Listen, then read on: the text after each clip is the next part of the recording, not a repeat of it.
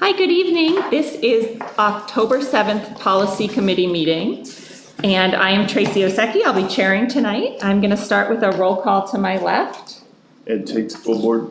Michael Roosevelt, School Board. Bob Hickey, School Board.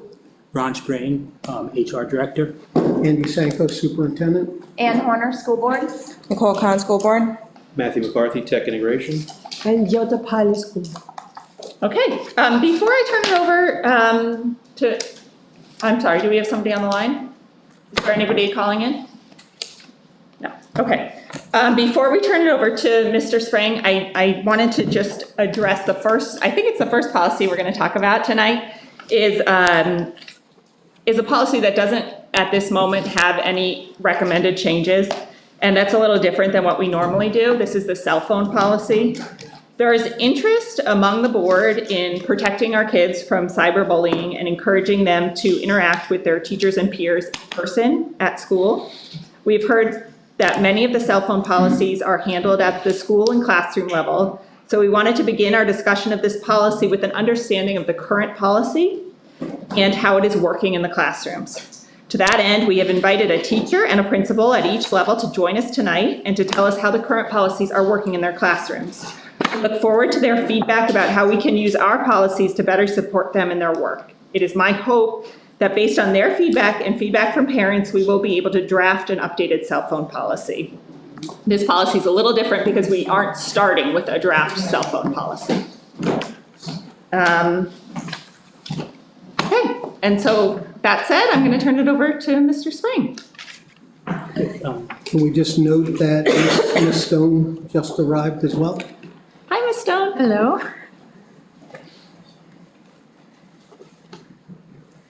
Hey, so, Tony Rose. 1 second, I'm sorry, I just wanted to take it up.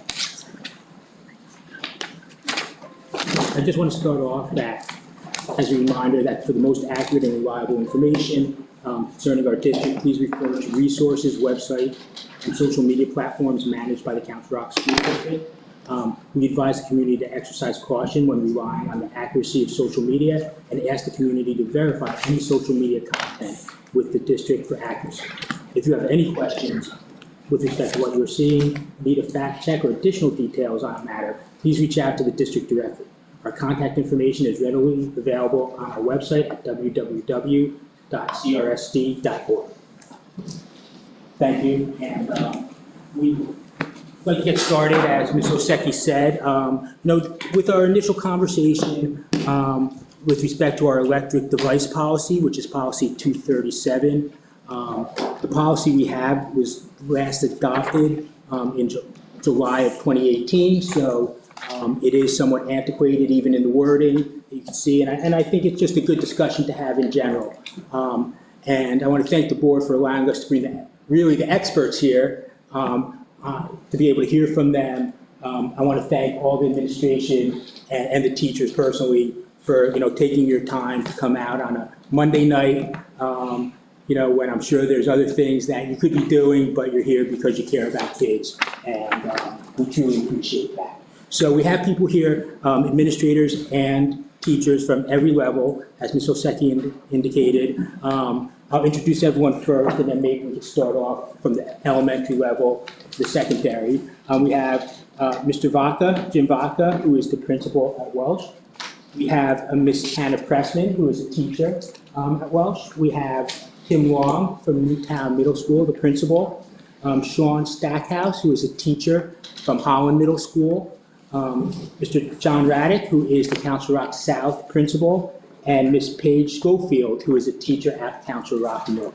So thank you all. I will give the floor briefly to Mr. Vaca. Before Mr. Vaca starts, just so you have for your reference, we have two documents attached to the policy that reference elementary. One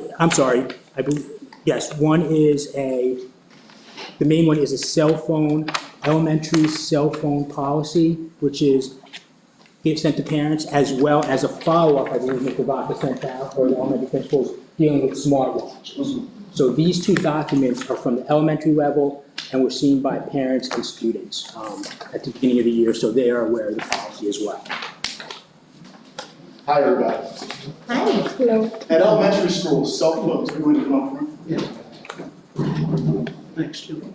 Sure. Sorry. So cell phones it's an easy, clear-cut policy at the elementary level. They have to be turned off and put in their book bag if they're going to bring them to school. They also have to remain turned off while they're on the bus. Looking at the policy and reading 237, there's a little bit about Walkmans and things like that. It kind of made me chuckle. Because what you have in front of you about the iWatches, we often have to send that out additionally, especially after the holidays, as the students get them as gifts, and we see that sometimes transmitting messages and different things. So, we speak often about technology and how to use it safely. We talk with the other principals about cell phones in schools, and at the elementary level, it's rarely something that we have to deal with. The kids know the rules, they follow them. I'm outside every morning and I often see kids get out of the car, they turn them off, put them right in their bag, and we don't see them anymore. So the policy's working at the elementary level. We all agree, keep them off, keep them in their bag, and we don't really have any issues with that. Questions, any follow-up? It's probably the one level that it's working well. Ms. Preston, would you like to just talk about it from a teacher's perspective, if you have? Yeah, like Mr. Vaca said, in the classroom, the cell phones are kept off, they're in the book bags. When we see kids, if they have them out, they're very good about turning them off, putting them away, and we don't see them for the rest of the day. I have a question. Do you ever get feedback from parents that is like, well, that's how I need to text my kid to say how they're going to get home today, like that sort of thing? Is there pushback from parents? No, never. And we really emphasize in our messages and in our meetings with parents, let the school know if there's a change in transportation, call, don't email, and we'll get the message to them. So we don't have that. And the kids are really good about that too. Mhm. If a bus is late or anything like that, they know the parents are getting notified. Ms. Pally? So what happens if after the school is dismissed, there's something that goes wrong and the kid somehow is not arriving at the proper, that is, get off the right way and so on? And if the parent is concerned, can they call the school? Is there somebody there to answer the phone? I'm talking after dismissal. So we have an office member that's there till 4:15 at minimum. Typically, we're there much later, but we do have an office member there till 4:15. As of now, I'll tell you the last bus at our school is leaving by 4 o'clock. So we pretty much know every kid is accounted for. Walkers are home by then, bike riders are home by then. But we do get calls sometimes at those times asking questions, and we're able to answer them, whether it's a bus question, a bus running late, or if it's about a student, we usually handle it. We have cameras and we can track what we need to. Ms. Horner? So you said the cell phones go in their backpacks. The same policy for the smartwatch is not allowed on them? Yeah, once we see the smartwatches, and a lot of times I have a Fitbit, they're very similar. It's hard to keep track of it all. So very often, we don't know there's a smartwatch on until there's some type of interaction, and that does happen sometimes. And that's when we send a reminder, that's when we'll contact the parent, and we ask them not to come in school. Okay. I had a student earlier, had one on a couple weeks ago, and he fell at recess and cracked it. And they're really expensive for elementary school. Yeah. It's another reason. Mr. Hickey? A question I have is probably not really for you due to the elementary, but the same question is going to apply to every different level. We have the policy in place, and it appears that it is, a good policy. Do we adhere to it? Do we, if someone is not following the rules, you catch them with their cell phone, do we actually follow through with the disciplinary part of the policy, or do we just look the other way, hey, put it away, and then, So we look at the elementary, it's a constant reteaching at every level. So sometimes, like Ms. Preston said, phones are on and we'll tell the student, you can't do that. If it's a third grader, it's one thing. If it's a sixth grader and it happens a few times, it's a different story. So at the different age levels, it's a teach and a reteach and then contact the parent. I mean, we never really had to have a severe discipline because often it's a mistake. Sometimes it's just on. but it hasn't gotten to the level where there's been severe discipline. Ms. Khan? Hi. I guess my question was regarding the communication aspect. I know for myself as a parent, especially still kind of being the beginning of the school year, I see it in the principal newsletter. I'm wondering, as you kind of mentioned, winter break is probably a good time after kids get presents or whatever, different holidays. Is that something that is kind of done by you as the school principal for the building wise? And I'm wondering if we also do something district-wide, just kind of as a refresher after coming back from the winter holidays, kind of pushed out, versus at the very end of the principal newsletter, and we just kind of, as parents get used to scrolling and saying, yep, that attachment.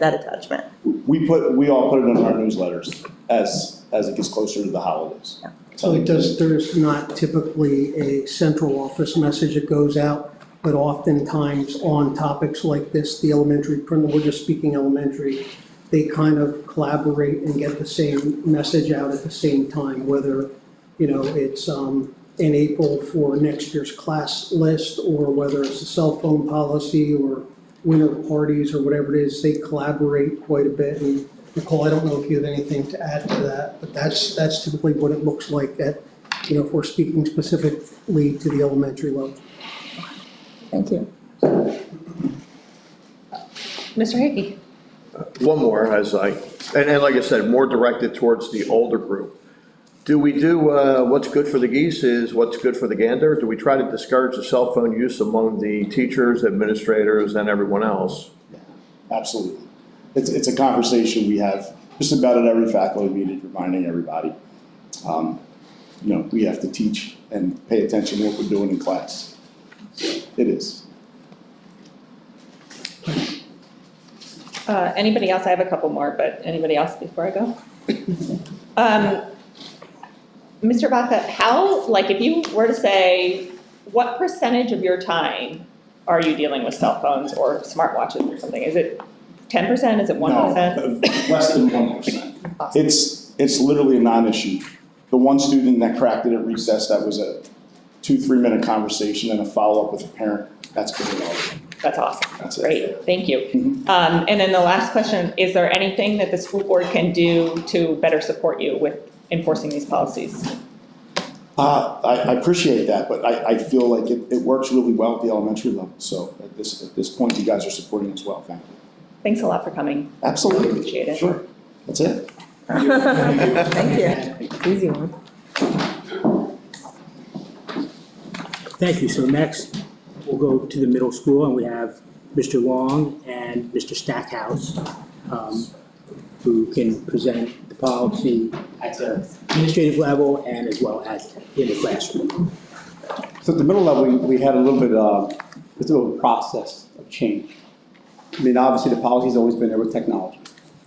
And prior to becoming one-to-one with Chromebooks, cell phones were part of our culture in some respects regarding teachers and how they were used in the classroom. We found them to be a valuable tool when using Quizlets and various things kids get on, do real-time evaluation of kids. So cell phones were with kids more frequently, but the rule was always that you'd be off when you're not in class, no hallway, no lunchroom use.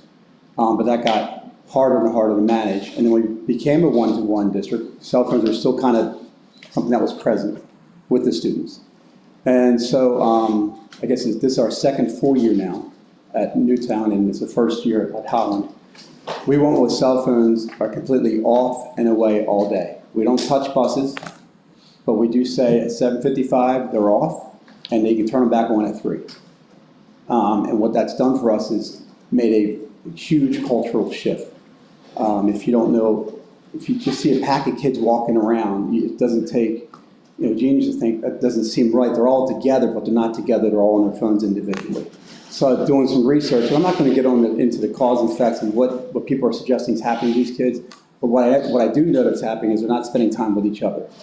I do know what's happening. They're spending years of their life from age of 8 to 18. I think it's 3.5 years of their life lost on technology. You can do a lot of things in 3.5 years. You get a college degree in 3.5 years. They're spending that time literally thinking they're with everybody, but they're with nobody. And we found that to be something that's, I think it's more hurtful than anything. So if we can do our part in the school and eliminate that piece, what we found in doing that, the anxiety levels of the kids, and measurable, I don't know how to measure it, but they're more engaged, they're laughing, and they're involved with each other more than they were. So cell phones have not become, or haven't been an issue for the last years. It's off and away all day. We have a 3-step process. We have minor referrals. So students are allowed 3 minors. 3 minors will then equal to school, after school detention. Cell phone is part of that minor referral process. So first time a child has a cell phone out, we, the front office, teachers take the phone, they bring it right to the front office, we house that phone for the day. Student can pick it up at the end of the day, parents are contacted. The second offense, same idea. There's no conversation, the phone's handed over, it goes to the front office. This time the parent needs to stop by and pick it up. The third time, same exact thing, we take the phone, parents need to pick it up.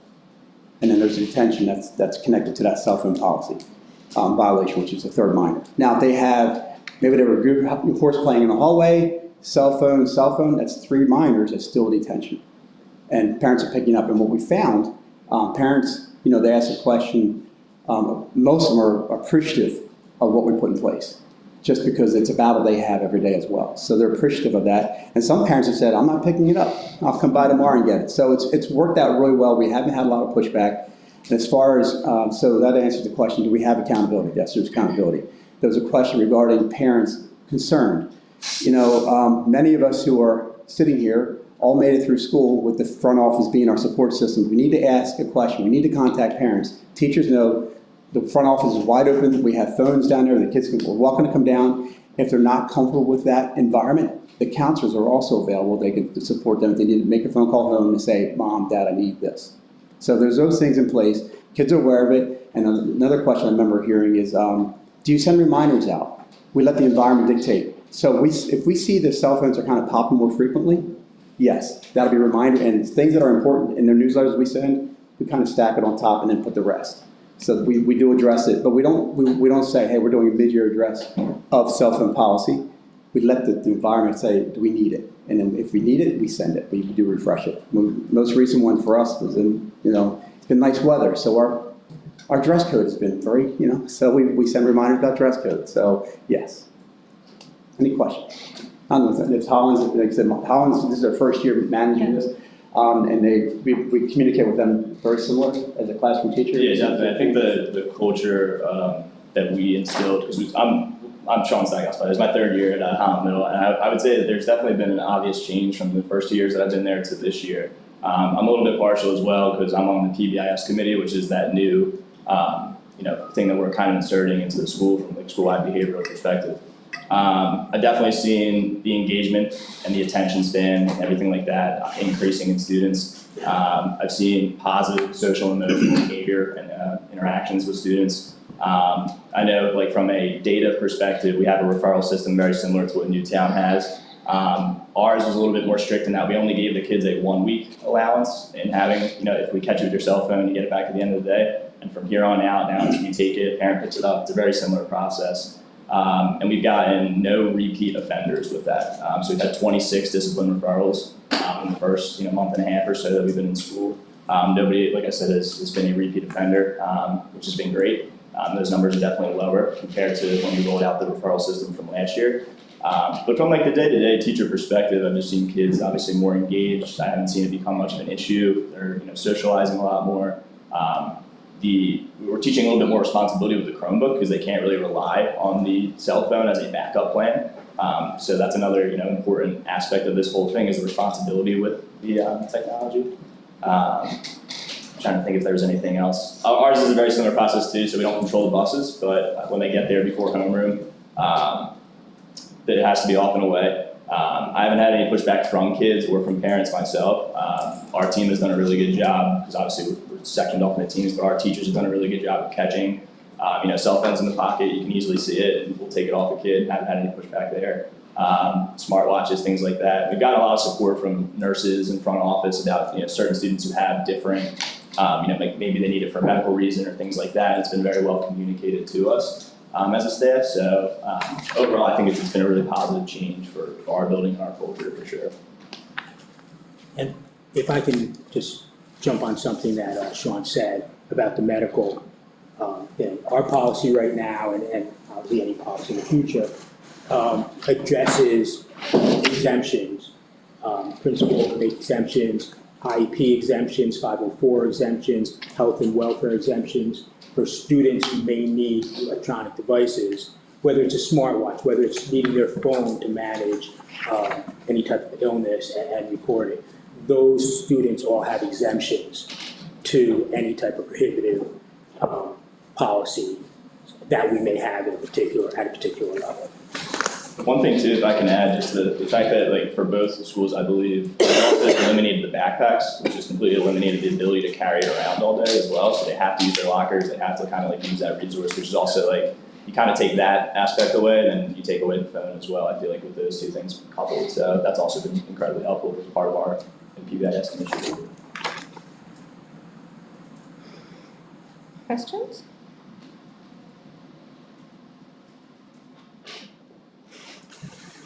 Okay, I'll go. So if it's caught, a teacher notices it in a backpack, they have to go to their locker and put it away? Well, they don't have their backpack, so. I'm sorry, if They a have teacher it on. notices it in their pocket, No, they we have would to go to take the it. locker. Yeah. But that, Yeah, we take it right away. They And then take I would write a referral, I guess, whenever I have the opportunity to do so. One thing that's been helpful, at least in our building, is the increase in like security and hall monitors and things like that. So there is an adult. I have a TA in a couple of my rooms as well that can easily run it down to the office right away. So it's not like I have that personal property on me at all times. So that's also been helpful. yeah, because that's of course a concern, is like if we're responsible for their $1,000 phone. Right. Okay. Mr. Tate? I just want to comment that it sounds like you all thought it through very effectively, and it's neat to hear the positive results that you're seeing, so congratulations. Thank you. I'll ask the same two questions. And I guess these are more principal level questions, Mr. Long. What % of your time do you deal with cell phones? Little to none. I mean, it's really been effective. I mean, you'll have those kids who are going to push the envelope, same kids. It's really, the system is set up to kind of take care of itself. That's awesome, great. And is there anything that we can do as a board to better support you guys in regards to this policy or anything else? No, I think the policy allows for the flexibility of us to kind of navigate. I mean, it's in there, cell phone use and technology. I think it's clearly stated. We just implement the rules that matches our schools and what we need for our culture. Ms. Horner? Can we clarify the bus? So your policy doesn't cover the bus. It would be our district policy that would cover it. Yeah, so anytime, like, if kids are gonna take the cell phone and record each other or say hateful things to each other, whatever, on the bus, that's school time, that's our time, we'll take that. But with cell phones, it's such a tricky, slippery slope and all the technology that's involved in all the social media places. Anytime there's an impact of a child based on a social post, it becomes school's responsibility to help navigate. But on the bus, it is something that I have not taken a cell phone away from a bus. I haven't had to, but it would be just like if they're using it inappropriately, showing inappropriate videos, whatever they're doing with it on the bus, that would be something that we would manage, and the policy would allow us to do that. We'll cover that. Ms. Polly and then Mr. Hickey. So they have to put their phones away, but they don't have to turn them off, correct? Excuse me? Do they have to turn them off? We prefer off and away all day. The reason I'm asking is because it's a tracking device, so I like to know where everybody is. I usually even now I track everybody in my family, so, I mean, unless if they don't have to turn it off, it would be good to know for the parent where their kid is, assuming that the phone's close to the child when they're at school. Yeah, so again, our policy is off and away all day. We're not going around and checking 850 phones. We're hopeful that the kids have the phones put away, safe place. I said, third zipper down, as deep in the pocket as you can get it, so you don't have access to it. A lot of kids probably do just silence them, but again, I'm not checking to see if they have them turned off. And then is dismissal time at 3 p.m.? Okay, so then they can have their phones up. And then we have there's another question regarding availability. So kids are going to 3, we have the front office there until 3:30. And then again, most kids have access to their phones, so we haven't had that issue of parents trying to track down and call the students. We've had one or two. We have some parents who kids don't have phones. Right. Mr. Hickey? It's just a clarification, and like I said, I'm glad to hear all this information, because I was the one who kind of raised this issue about the use of cell phones in our schools, and the enforcement of such. Mr. Stackhouse, you said that your kids don't even have a backpack in school. Those phones are in a locker from 8 until 3 for all intents and purposes. Does the same hold true at Newtown Middle? Ours is slightly different from that. We have, all of our 7th graders are using lockers. And all of our 8th graders have an opportunity. We have it set up, our buildings are slightly different than each other's. Our 7th graders are stacked in teams, so they transition in. And then an 8th grader transitioning out in their rooms, and the classes are all over the building. And so we talked about it. And even last year, we had all kids carry backpacks, and we had a cell phone policy in place. We didn't have any issues. And we still do not have any issues, even though 8th graders are allowed to have their backpacks if they choose. Or they can use lockers if they choose. And it's about a 70-30 split. 70% of the kids in 8th grade still will carry a backpack, but the cell phones have not become a problem or an issue. So it's more a logistical issue as far, for the kids being able to carry their backpacks, where I guess that's not the case in Holland. Yeah, we don't use backpacks at all. Yeah. Again, so the medical exceptions, things like that. Right, no. I just meant the fact that it's, like, you don't use backpacks, you do, but it's more of a logistical issue because of the kids and their ability to get to and from class and their lockers. Okay, thanks.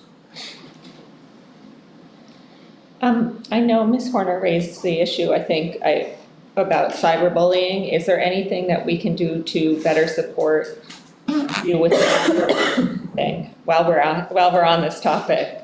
The use of cyberbullying, to me, kids are going to find it. The best resource we have is try to get to the parents, but the only parents want to hear about it are people who are aware of it and want to learn more about it. So that's really something that we try to navigate and manage when it pops up. We can send information, we can offer support, we can offer conferences or speakers to come in at night to meet with parents and talk about where you can find these sources, because these kids will find it and they know how to hide it.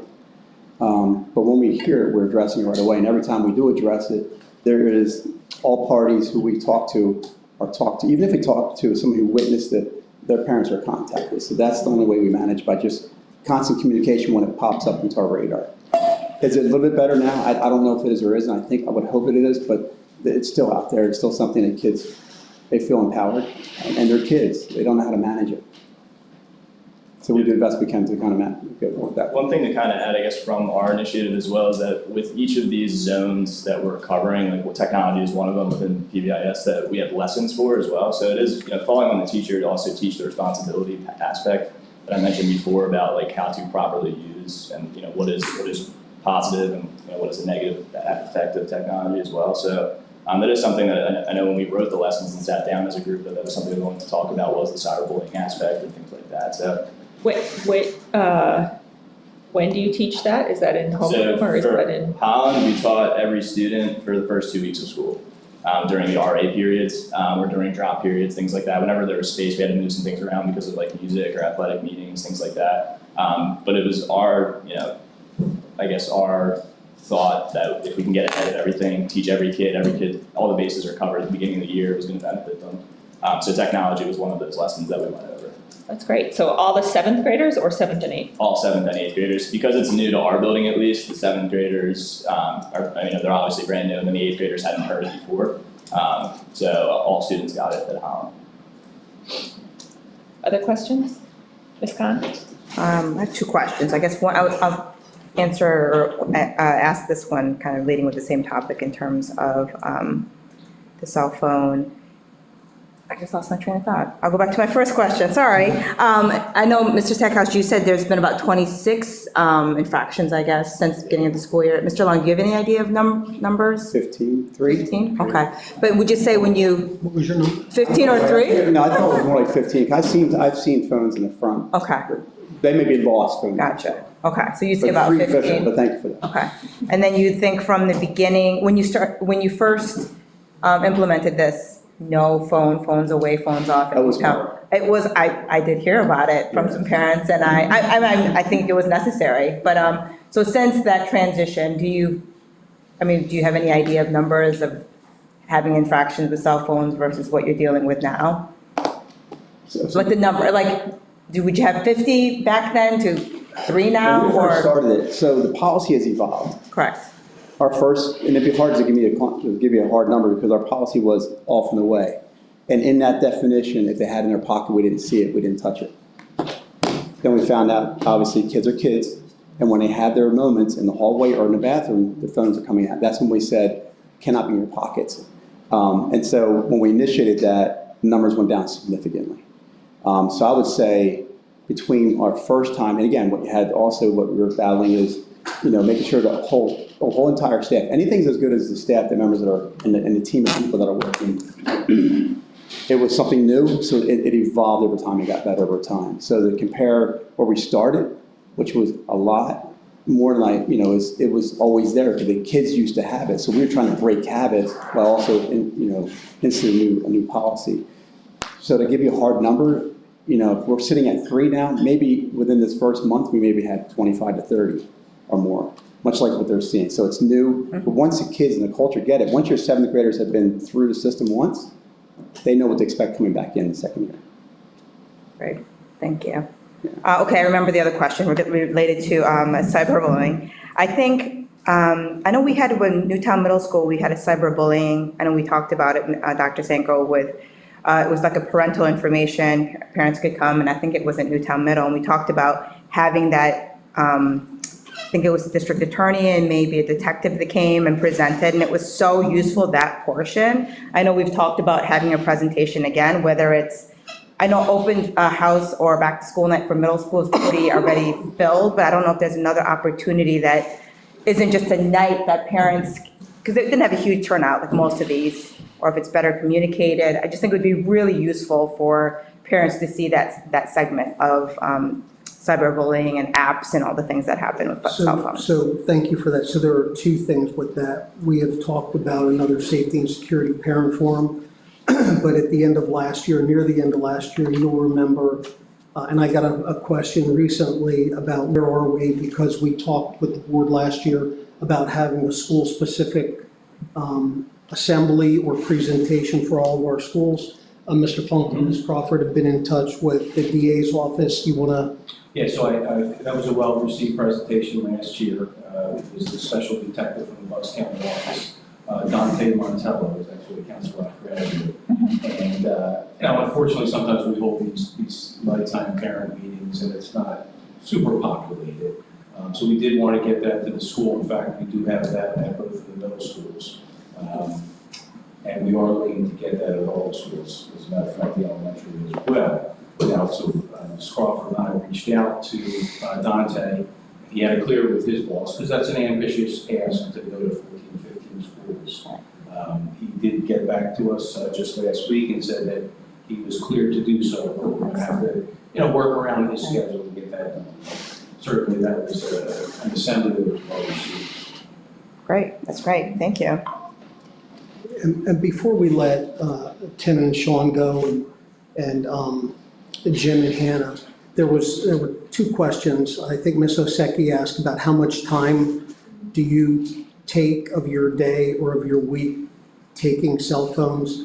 I think that is a completely different answer than how much time do you spend dealing with things that come in to school coming off of social media or cell phones.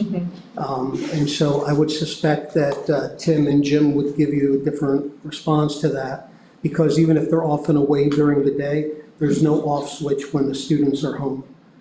So that stuff trickles into the schools, and our teachers and administrators are addressing them, as you well know from updates you get from us. But that's good. 1% from both of you, that's good. Good percentage. Yeah. Maybe 1.5. 1.5. We'll take Mr. Roosevelt, 1.5. before we let you go, Mr. Roosevelt has a question. Sure. I'm just interested if the 2 of you could briefly categorize some of the issues that occurred prior to this notice going out that led you to sending this notice out.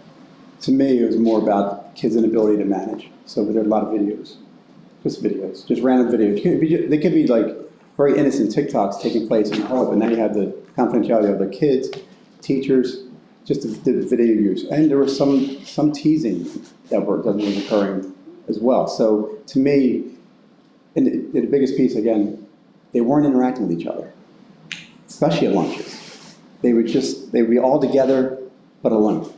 And that's not what it's meant to be. We're supposed to be together and interacting with each other. But it's their ability to manage it in the locker room space, in the bathroom space, in the classroom, recording each other. Like those things became like, we need to do something about this to change this. Yeah, it's similar things. From like my perspective, it never really interfered with me teaching math. I didn't have the kid blatantly just like texting while I was speaking. But it was the last, 2-3 minutes of the class period when they're lined up for the door, they're packing up, or when they're in the hallways or in the bathrooms, things like that, the pictures, the videos of students, that other kids are not aware of, and then it's being posted and things like that. So it's really, and there's social medias out there that are tough to manage as well. So I think that, again, and the social emotional piece has just been great from my perspective, like kids actually talking, kids actually interacting with each other. So that's kind of the shift that I've seen. Not as much any interference with the teaching, but the actual social lens. I always found it amazing. They can text in their hoodie. I can't text and get it right looking at the screen. So they would do that to meet up with each other in the bathroom. Yeah, so all those things said, enough's enough, let's figure this out. Thank you. Awesome. Thank you very much for coming. Thank you. Thank you. So at this time, we'd like to invite Mr. Raddick and Ms. Schofield up to provide us the perspective from the high school. I feel that you're going to hear a totally different perspective. I think though, when you hear the different levels, I think you talk about age appropriateness, right? I think high school students can handle things that elementary school students can't handle regarding when to use what type of content, so forth and so on. I think at the high schools, what you'll typically see is if you walk into traditional classrooms with rows of desks, et cetera, you're going to see a cell phone holder on the wall at which students need to come into the room, math class. Put your phone, turn it off, put your phone in the holder.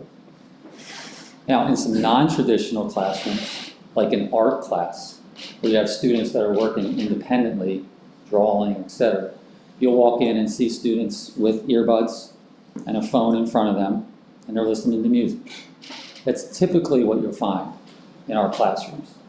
Unlike middle school, more than welcome to come to South one day and I'll take you into a couple of our lunches and you can't even hear each other speaking to each other as we're 5 feet because it's so loud. They're interactive. There's no question about that. They're interactive. Dr. Sanko touched on it. I'll say this tongue-in-cheek regarding a policy. If you're going to ask what the board can do for us, I wish you could write a policy on what they can be involved in not during school. Because most of the issues or any issues that we have are coming from outside of school. Cell phone usage, but not in school. We deal with those individually. We have very few. I don't even know if we've had a cell phone violation this year. And our violation was that cell phone used during school time on social media, at which time we had an incident after. And then when we see the phone, we see the time and say, all right, we were using that in class or not in class, in the lunchroom, and it caused this issue or whatever. We typically don't have disruptions with our cell phones at that level. And again, we have issues from things that are happening in the evening. Yes.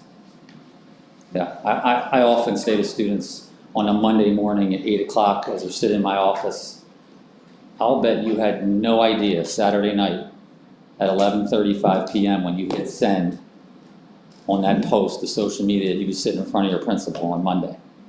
No, I had no idea. But that's what we're more concerned about. I'm not concerned about the cell phone being in school at the high school level. I'm concerned about those other things that are involved in with social media. So that's a snapshot of high school.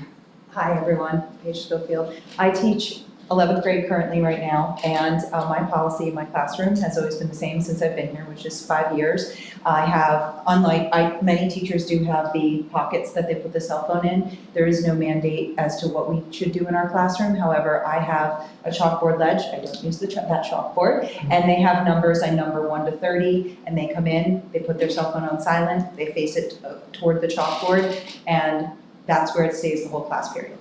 I don't have issues. I've never had an issue since I've been here. And if they have to go to the bathroom, they know they're not allowed to take their cell phones with them.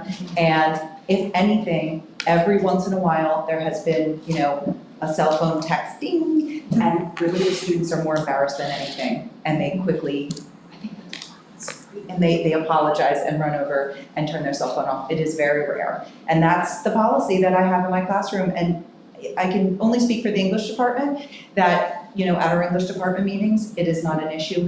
It's not something that we talk about because it's handled. And I think, like you said, we don't really have too many complaints or students saying they don't come in and I do it day one. No one says to me, well, why do we have to do that? Or I don't want to do that, or parents don't email me. Back to school night, I'm very clear about what I do, and I have not had any negative feedback at all from students or parents. So I'm open to questions, but I don't want to speak for Jason. And one more thing, we have so many, at the high school level, 2,000 students, 1,700 students. There are so many activities that students are involved in, and it's so fluid throughout the day. Practices canceled, rehearsals, this, that. Our students, it lessens stress, lower stress levels. During lunch, they could sit in the lunchroom and text, Mom, practice was canceled today. Don't worry about picking me up right away, or I don't eat my sneakers today, or whatever. Those things, when they're an issue, we deal with them. But typically, our students at the high school level can handle the responsibility. Ms. Hornick? So, off hours, we have the great program from the DA. Does that include the high school? Yeah, we're gonna do that this year. It will do this year? Okay, that's great. I think that would be a great idea. It's just to put it in their minds, and I think it would be a refresher too for them to have. I think that's a good thing. Thank you. Yeah, like Mr. Raddick said, just to echo that, I mean, that's what we deal with primarily, it's the weekends and the nights, it's the negative social media posts and exchanges. Inevitably, they find their way into school, and then they become a school's issue. And it's hard to navigate that. And I'll be honest, as a former principal, that's very difficult. But when it comes to cell phone usage, that's what we deal with. We don't see it as a disruption, at least I didn't, during the educational day. In fact, there are times when, especially early on, I remember my tenure, cell phones could be actually very useful educational instruments, particularly in math classes. So it's more about the use of the negative use of social media and teaching kids to do it properly. That's why we're going to identify those assignments. Mr. T?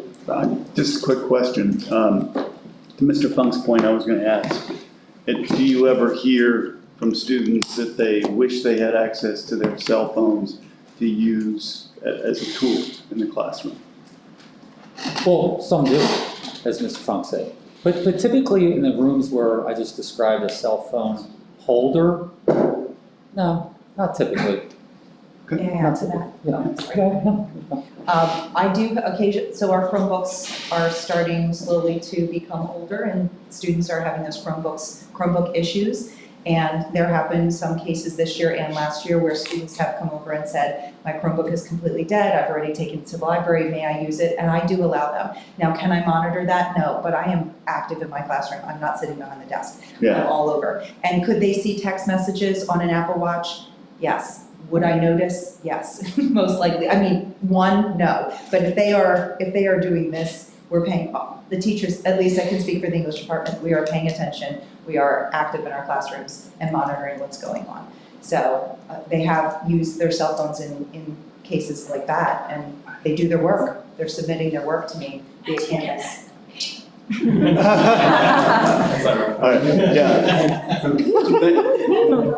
Thank you. And I Mr. just wanted Spring, to add on to what Mr. Raddick said, just also from the non-traditional classrooms, when they use cell phones, a lot of times when you mentioned art, what I thought of, I've walked into many art classrooms where a student has what they're working on their cell phone, and they're using it to either create the mold or to draw, so it's right there tangible, where you can't hold up a Chromebook and try to do that. So I do think they play an important role, at least in the high school level, which is my experience, in some of those more non-traditional academic classrooms like art, or in music, if you need to have certain things up, your instrument, you can use your phone for that. So at the high school level, I have seen it. That's an interesting point. I didn't even think of this until you said that. Last week I was visiting an English class, and they were doing, kids were presenting. It was 11th grade class.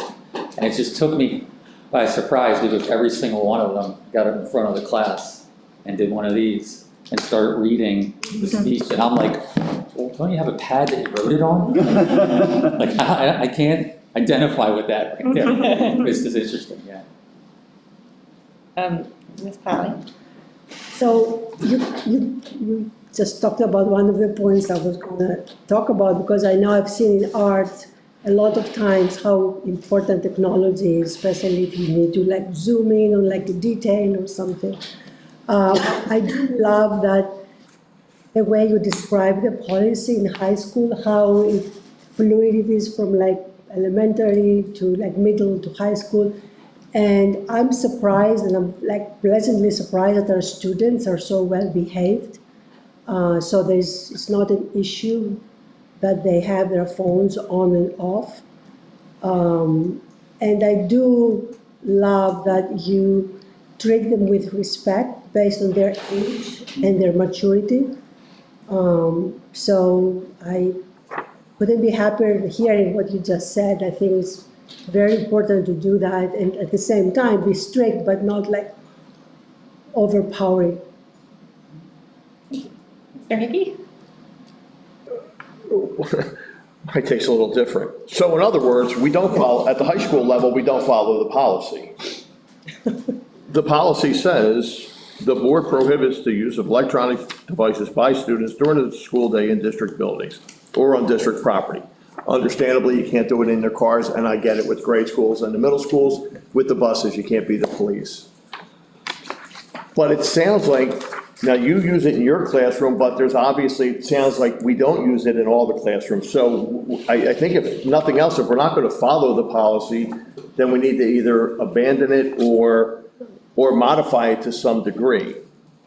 I don't understand why, me personally, why students need their cell phones in a classroom or in there.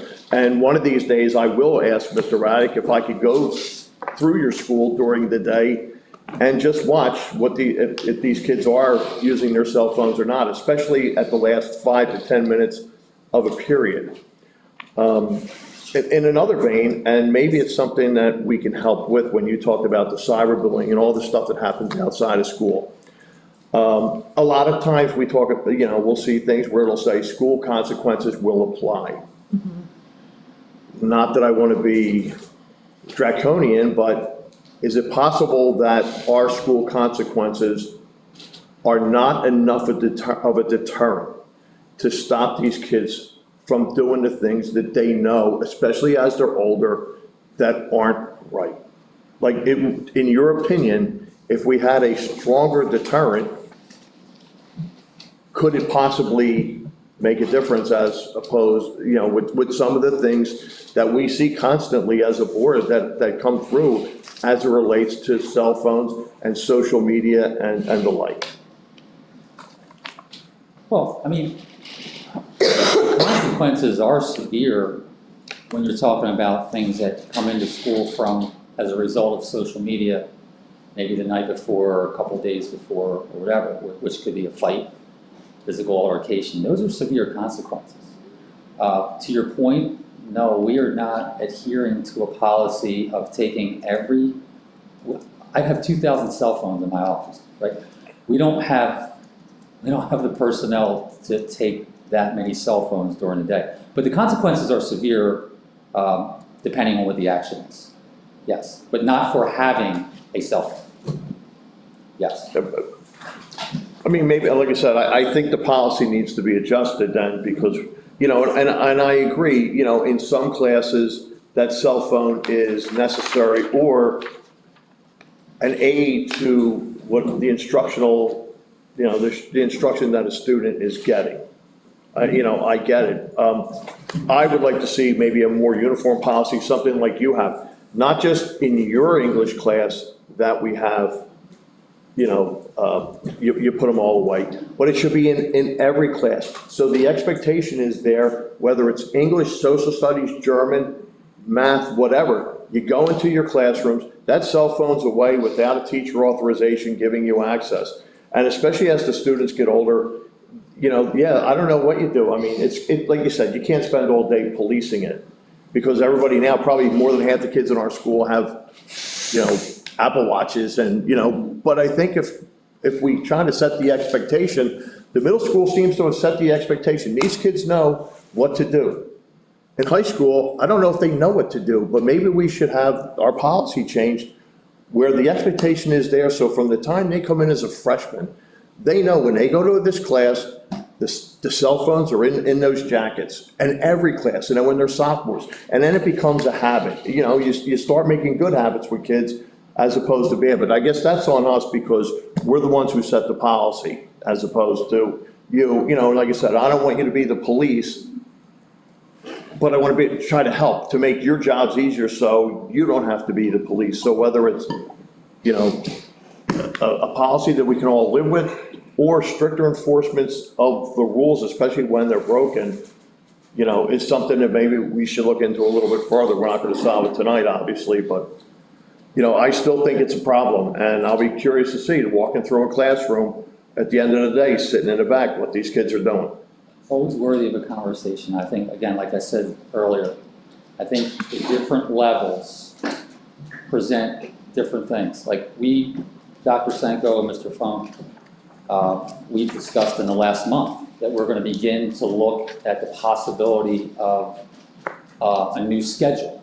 Well, the reason we're looking at the possibility of a new schedule in the next few years is because of the stressors that high school students are under between all of these honors, AP classes, standardized testing, college admissions, so forth and so on. To allow someone in an art class to relieve a little bit of that stress by listening to music, I think is worth it. If the board says we're going to take cell phones, then if that's what we're going to do, then that's what we're going to do. But I think we just need to have that conversation because at our level, I think there's an argument to allow that to de-stress a little bit. Ms. Stone? Yes, I also agree that if you're gonna have a policy, you follow it. So it should be written to, I believe it should be written to be something you can enforce. If you're not gonna enforce it, you shouldn't have it written in that way. But I also think that although you have great participation and you have great rules in your English class. So the kids learn that that's the rule in English. What if that's not the rule in math or science and social studies? Why should it be the teacher's burden to set a policy? Because the school doesn't have one. I mean, I think it's a lot of pressure on the teacher, you know. Now, certainly if in all these subject classes, if they were all to lock up their cell phones when they came in. I mean, that seems reasonable to me. And then, or could be an exception. You can have a couple of exceptions in certain areas, but certainly I think the burden shouldn't be on the teachers to make the rule for their class. I just don't think it's fair. So, you know, that's how I feel about it. Ms. Khan? I guess I have a two-part question. In terms of what Mr. Hickey said about students in high school, I would imagine as ninth graders coming into high school and 11th, 12th graders, there's a different set of maturity I would imagine, you know, as a ninth grader coming in as a freshman at the beginning of the school year, maybe they just got their phone in eighth grade. I don't know to what extent. So I don't know if that could be something in terms of like building or class level. I don't know if I fully agree or disagree. I think I would want to hear more from teachers, because if we're saying don't put it on the teachers, however, as high school teachers, you know, they deal with a lot. If they say their whatever morning math class or their literacy class or whatever class that they have, and the students have an expectation set by their teachers that's, you know, set at the beginning of the school year, saying this is the procedure for a class, even like the elementary school, you know, we teach procedures for the first 2 weeks of school. So if students in whatever class it is, and that based upon the teacher's experience and the teachers, what they need for their students, if they need to have a cell phone policy. I'm sure I visited many of the high school classrooms in North and South, and I think almost every single classroom that I did see, there were cell phone pockets. So I don't know if I necessarily agree or disagree at this point to say we need to put in a policy for every single teacher that mandates what they need to do, because again, I think we need to have some flexibility where students are able to decompress, maybe listen to a song while they're working on some project, right? There's different things that happen in the classroom. Or if they're at lunch and they need to text their parents because they forgot they had after-school tryouts for something, right? What other possibility are they going to do as a 11th grader? Are they going to go down to the office and ask to call their mom, especially when they have a cell phone in their back pocket? Or if they're not feeling well. I mean, I know that, you know, there is a level of responsibility, so I don't know if I necessarily agree or disagree. I think I would want to hear more from the teachers at the high school level if they're needing something more. Again, this kind of goes to Ms. Saseki's question that she's been asking. What is it that you as principals, educators, classroom teachers see at the high school level that maybe you think is necessary and that you need board support in? So, thank you. Mr. Tate? Yeah, I'll be brief. I agree with Mr. Hickey reviewing policies. So perhaps our policy does need to change to reflect what's going on in our high schools, because it sounds like you all have it well managed. So I think it would be good to continue to have this conversation.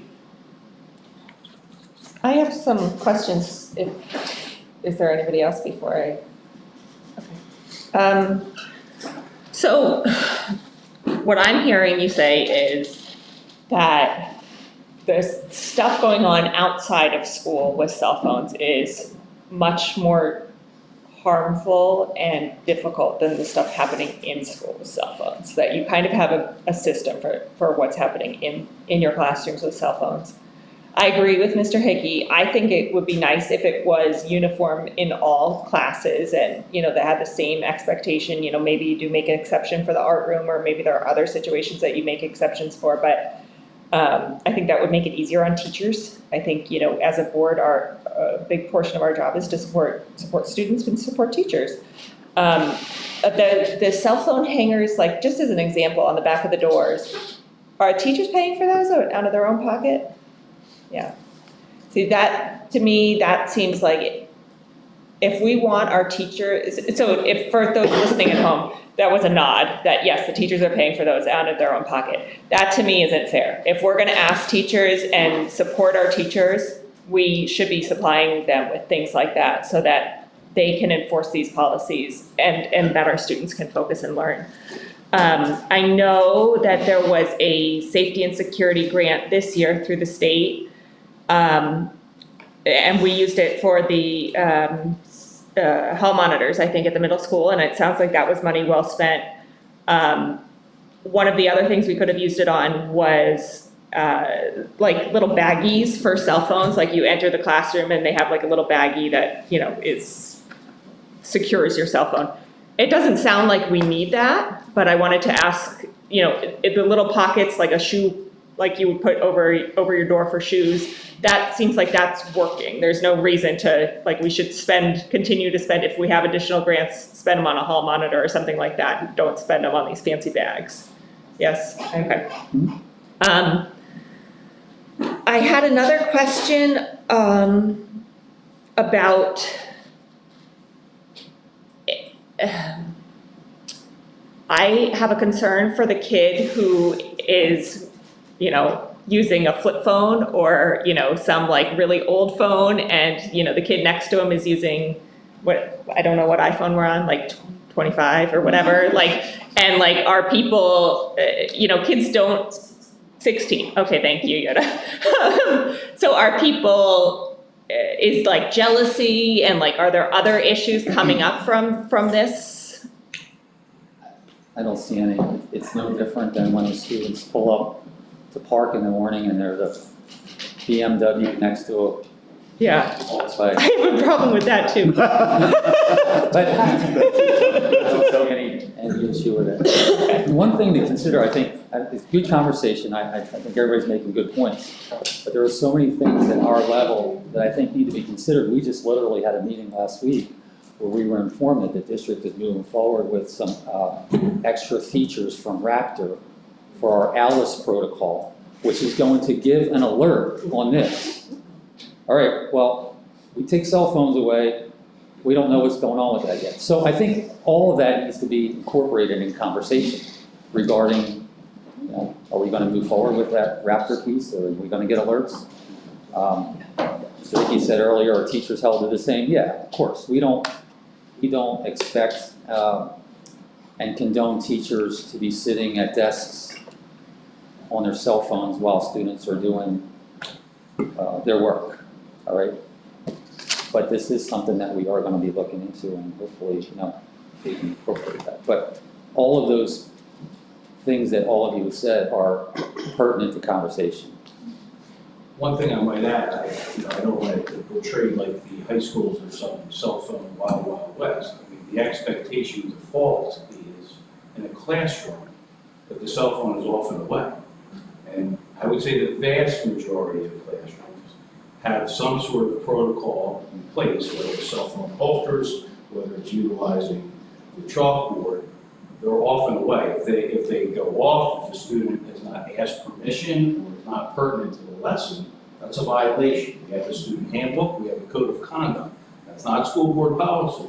Students have consequences for that. Oftentimes, that's progressive discipline. First time, put it away. I don't want to see it again. Second time, detention, I take it. Third time, kind of similar to what Mr. Long described, it's going to the administrative office and a parent's picking it up. We do that. It doesn't happen that often because it doesn't happen that often, thankfully. Where I think we don't follow with fidelity the policy currently would be lunchroom and transition time. Because students do have an use. If that's something that the board would wish to weigh in on, we can continue to have that conversation. But I think in terms of the classroom, the expectation is it's not to be a distraction, and it hasn't been in my experience so far. If it comes out, there's consequences.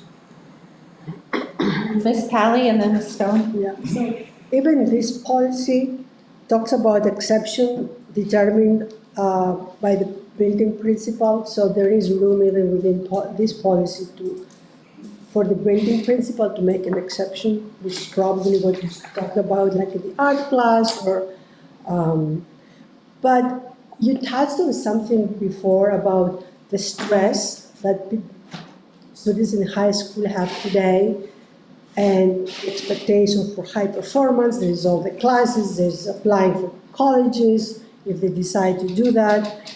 And I think that like listening to music or listening to something else that distresses them at the right time in their schedule is extremely important. And this is not like first grade where everybody has to sit down at lunch and make friends. These are like kids that are like 16, 17, 18 years old. And sometimes what they need is to just have a whatever I need time where they choose what to do instead of like necessarily talk to somebody.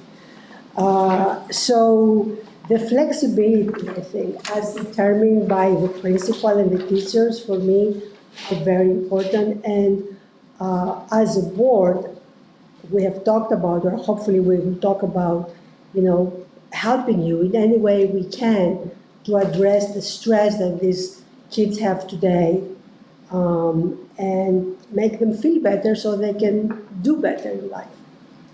So, That's interesting, because I think the cell phones create more stress than they relieve. So, because if you have your cell phone, you're wondering who's texting, should I be checking to see if I have a message?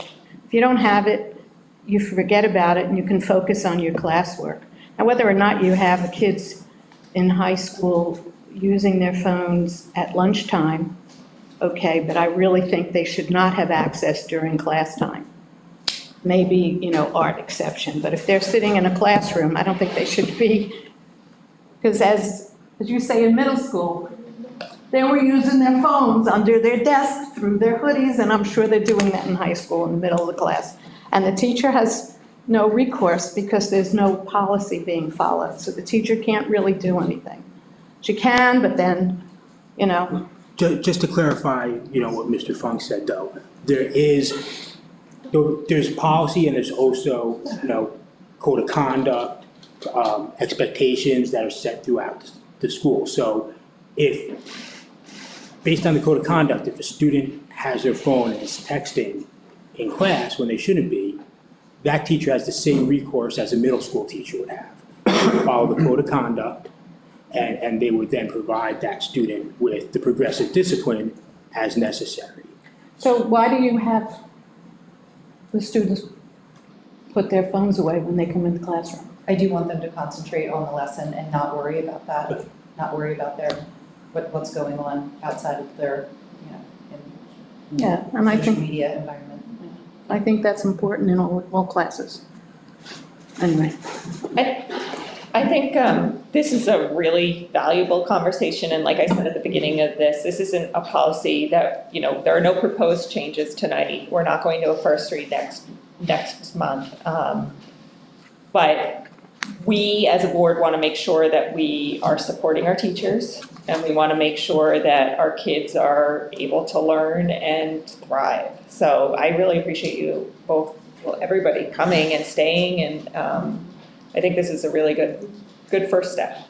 If I may, Mrs. Osecki, two things. One, as you read the current policy, it hasn't been updated. It still uses things like Walkman and BlackBerry that somebody mentioned, so certainly that needs attention.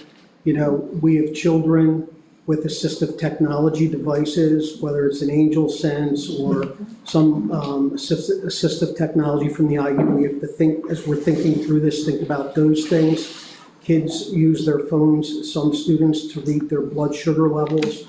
And so, I think that as we think through this, we certainly have to update Blackberries and Walkman. Most of our students today, if any, won't even know what a Walkman is. But our special ed population, particularly that use different electronic devices, they're much different now than they were in 2018 or 2015. Okay. All right, thank you. Thank you. Thank you. Night, everybody. Thanks for coming. Find the class. Thanks, guys. Thanks.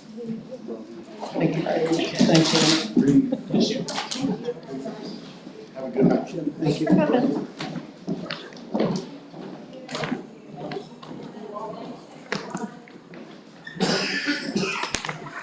Nicely done. Okay.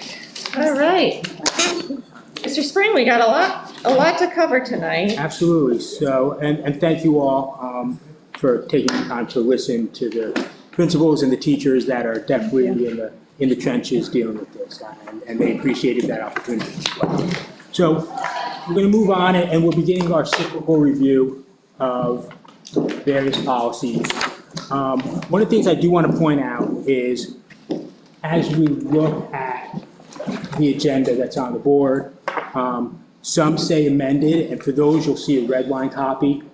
A lot of these policies just haven't been updated for a while, so we'll see some general themes here and there with respect to some of the amendments, just because laws change over time. If you look at policy 201, you'll see after it says review. That's a policy that just hasn't changed at all. You know, reaching out to PSBA, looking at updates, there's been no updates, even though some of them have, you know, been in place for a while.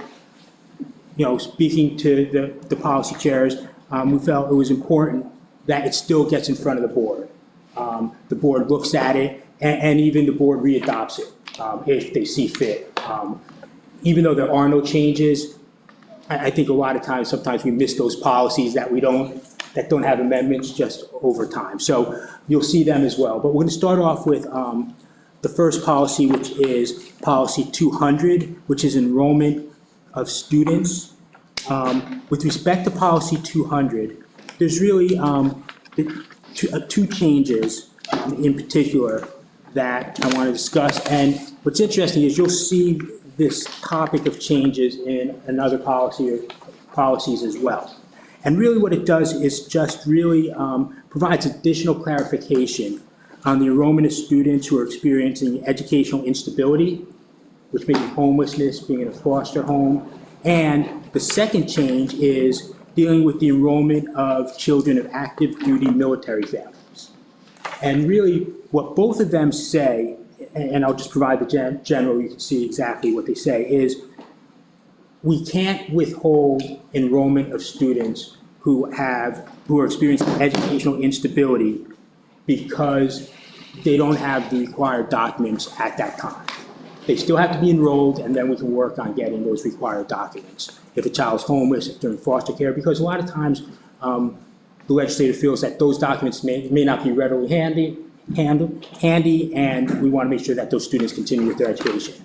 Similarly, with children of active duty military family, if they may not have a residence in the district at the time, if they have a military order saying that they're going to be in this area, we need to enroll those students. They still have 45 days to provide any type of proof of residency. We can't withhold an education to children who are experiencing educational instability or children of active duty military families.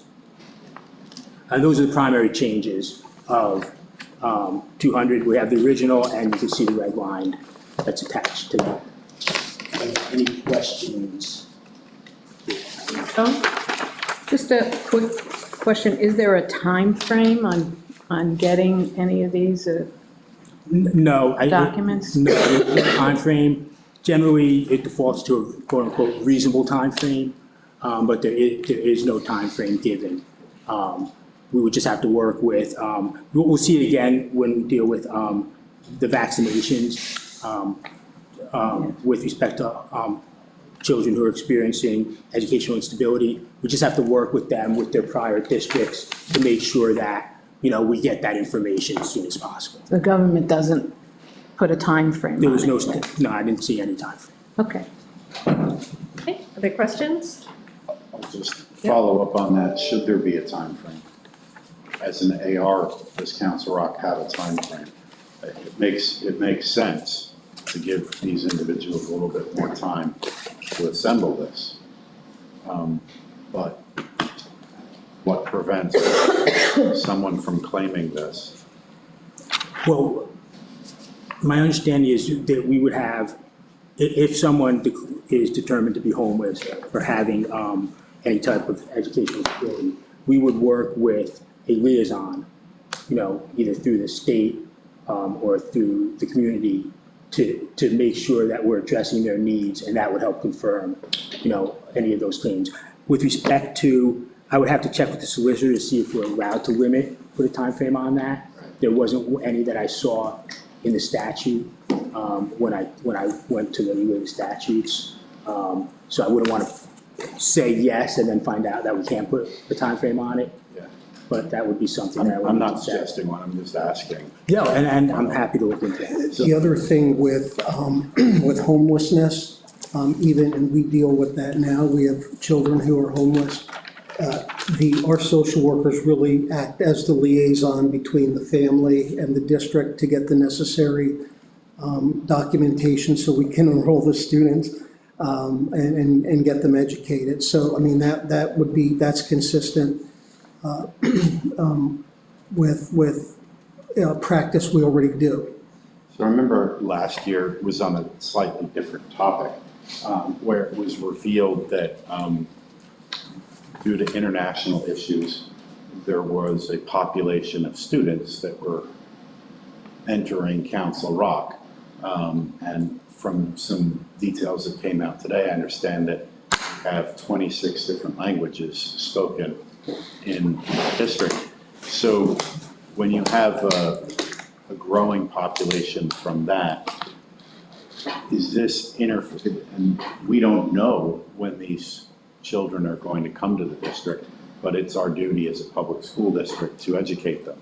So how is this policy potentially similar in population to that? I mean, do we ever get documentation from this international source, for example? So, you want me to go? Yeah, you go. So it's really two different lanes. Homeless is homeless, and it doesn't matter where the child is from. If they claim and prove homelessness, we have an obligation to educate them. As I said, our social workers are involved in that. If students come to us as EL students or they're transient students, they have to provide the same level of documentation once they're under the Council Rock umbrella to register.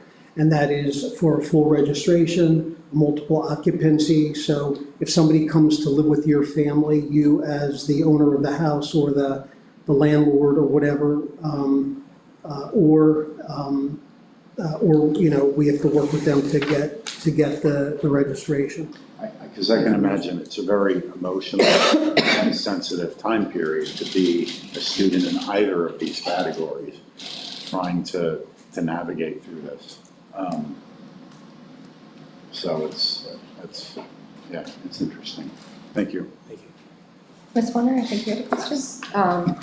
With the information on district of residency, where you find out, do you feel that there's any need to put something in, or do you feel our policy is okay dealing with, you find out that they're not in our living district? Well, and that's a great question, and there is a policy that does deal with that. Okay. And we'll be policy 202, which is eligibility of non-resident students. So it does address if it's determined that someone is. So it's totally has to do with, because we deal with it here. Correct. And we take that residency information here. Correct. But when it becomes a non-resident, it becomes a different policy. Correct, and that deals specifically with non-residential. Or if they say they're residents. Correct. Is also a non, would Yes. separate that Correct. and that policy. Okay, we'll get to that one. Yes. We're gonna look at that tonight. Yep, okay. Thank you. Other questions, Mr. Hickey? Just a real quick one. I'm going to assume then that when we talk about the immunizations and communicable diseases, that what is written here is fine because 203 will cover that. Thanks. I just want to clarify. Thank you. The next policy that we will be discussing is one of those that there's no change to. It was initially adopted in 2017. There has not been any changes or amendments to it through PSBA. So I did want to just bring it, and that really just deals with ages of admission, stuff like that. But again, no changes, modifications, just really dealing with admission students. I do on this policy, We're talking about 201, correct? Correct. and that's We're Admission of students. dealing with this policy. got it. I'm one ahead of you, Ron. Go ahead. No problem.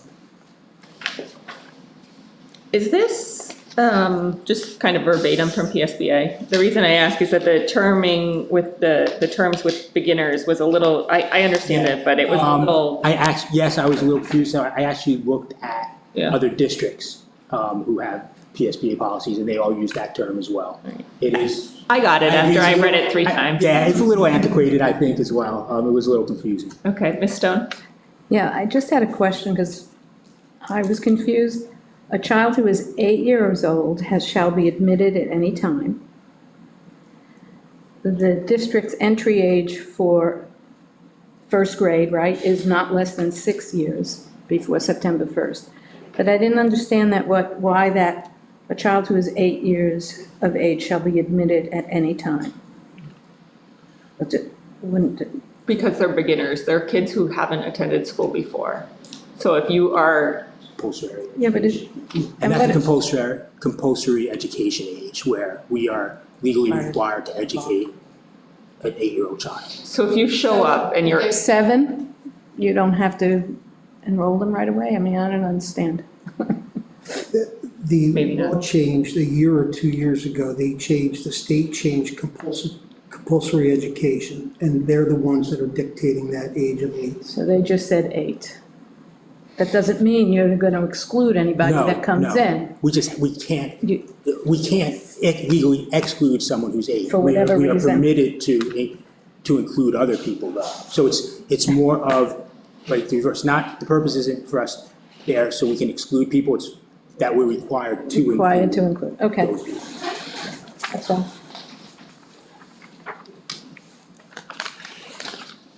So the next policy is, to Ms. Horner's point, is the eligibility for non-resident students. And again, there's a few main changes to this from a substance standpoint.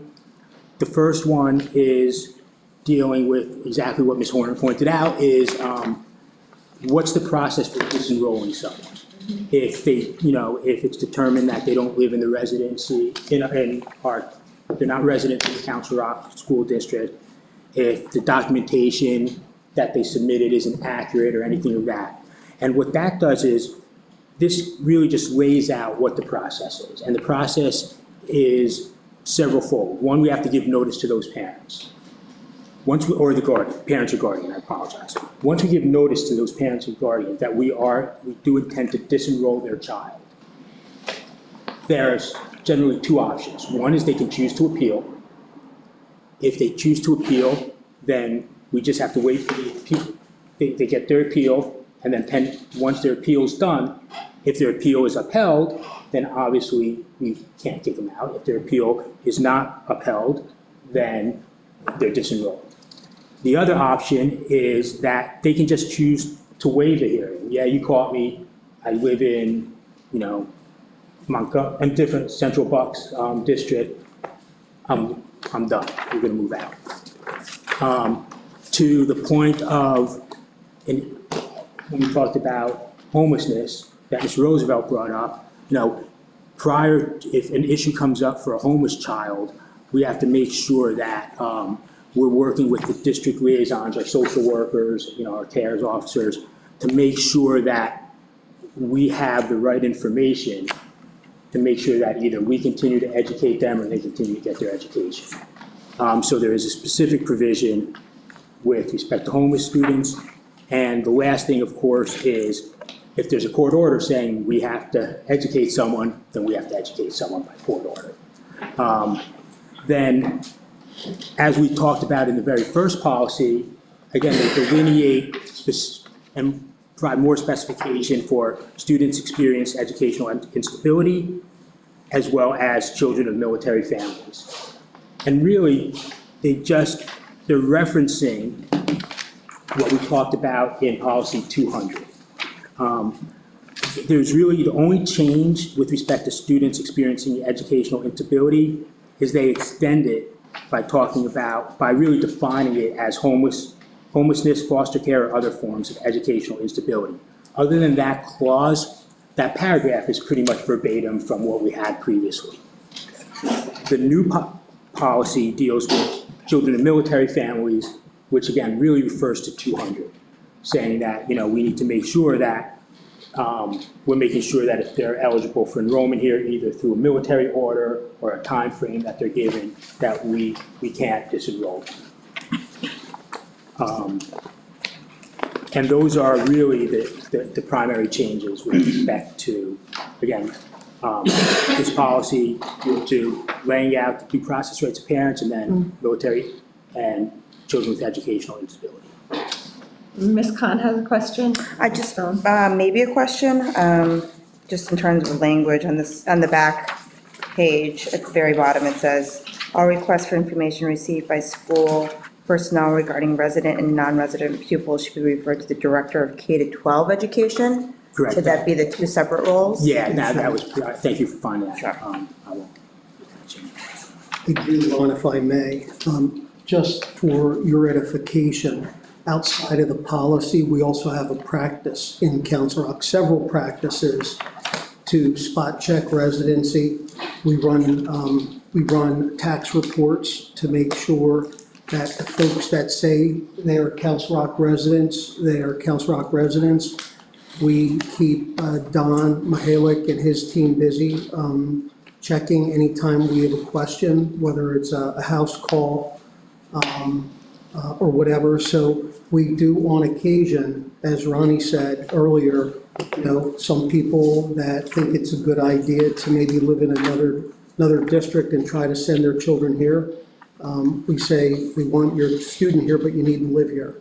And so there are occasions that's outside of this policy, but we have regular practices in place in Council Rock to do a check and balance on that kind of, those kind of issues. Other questions? Ms. Stone? I guess I'm confused, which version am I looking at? Is the updated one? The one with the red. Right. So the red does not have that comment that Ms. Khan brought up, all requests for information? I think when I saw the K through 12. Yeah, that's not in the Yeah, I red think I line. took it out when I saw the K through 12. Okay, so it doesn't need to be in there. No, Okay. when I saw the K through 12 director, I thought I missed one, so. Okay, no, you're right. All right, so then the next question I had, well, two others. And one is, when you get to the former residents, is there a reason why the second paragraph and the third paragraph are in there? They mean the same thing? I believe that, you mean the second and third paragraph? Yeah, the second and third. The third refers specifically to seniors. But that would be the same as the second, if they've already enrolled. Whether they're in the senior year or any year prior to April 1st, they finish the school year paying tuition. I don't see the difference in the two. Just paragraph number 2 can refer to anybody, can Well- refer to a 7th grader. And they only get to finish till April 1st, and then But when I'm the new year starts, they have to find something else. What I'm saying is the second paragraph could apply to seniors. I'm saying, why do we need the senior year? Because the second paragraph talks about prior to April 1, and the third paragraph, it could be over the summer that their family moves, and they're saying, okay, you moved the summer between your junior year and your senior year, you can still continue and finish your senior year. So I think, and so I think the way it works is. So it's a whole year. Yeah, so Okay. I think 1 and 2 work together. So if someone leaves, if they move out of the district after April 1st, they can continue in the district without tuition, regardless of year.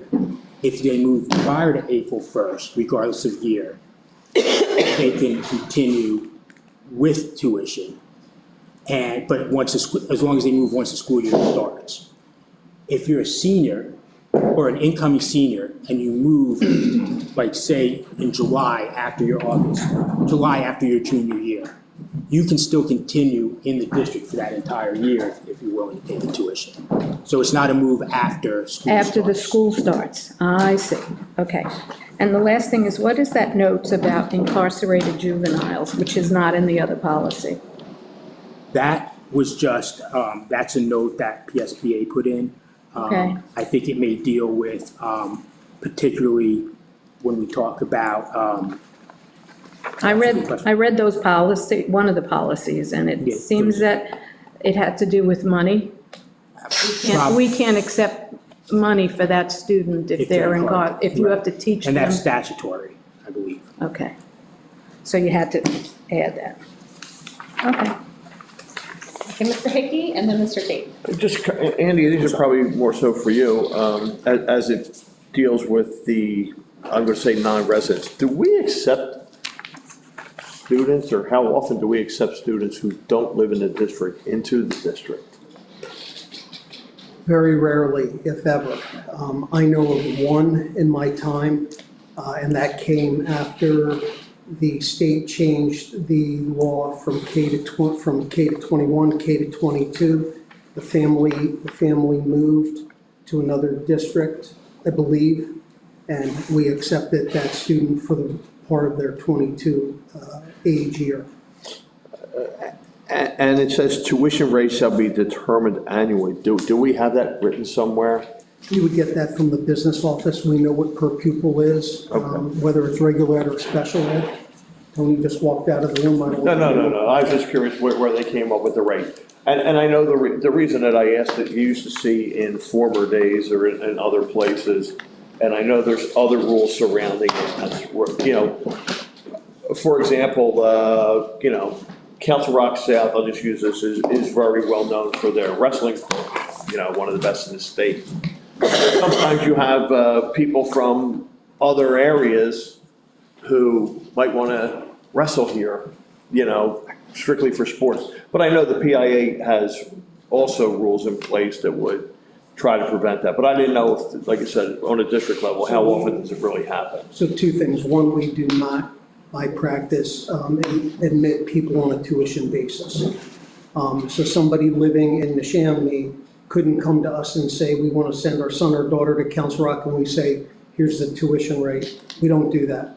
The wrestling example you used, if the family moved here, they can enroll in school, but then there is a complete different set of rules with PIAA that's outside the scope of the school district, which is an application of PIAA. They have to go through a whole process. I don't know of very many, if any, have ever been approved.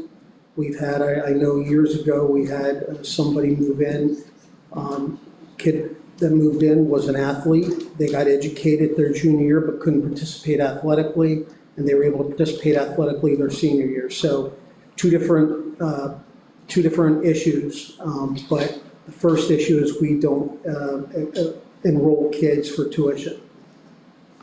Good to hear. Thank you. Other questions? Mr. Roosevelt?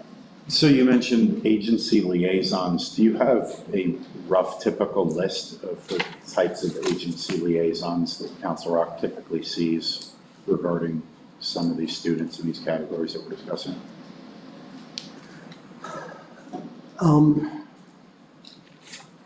Yes, I mean, we work with all the local agencies, whether it's children and youth, big brothers, big sisters.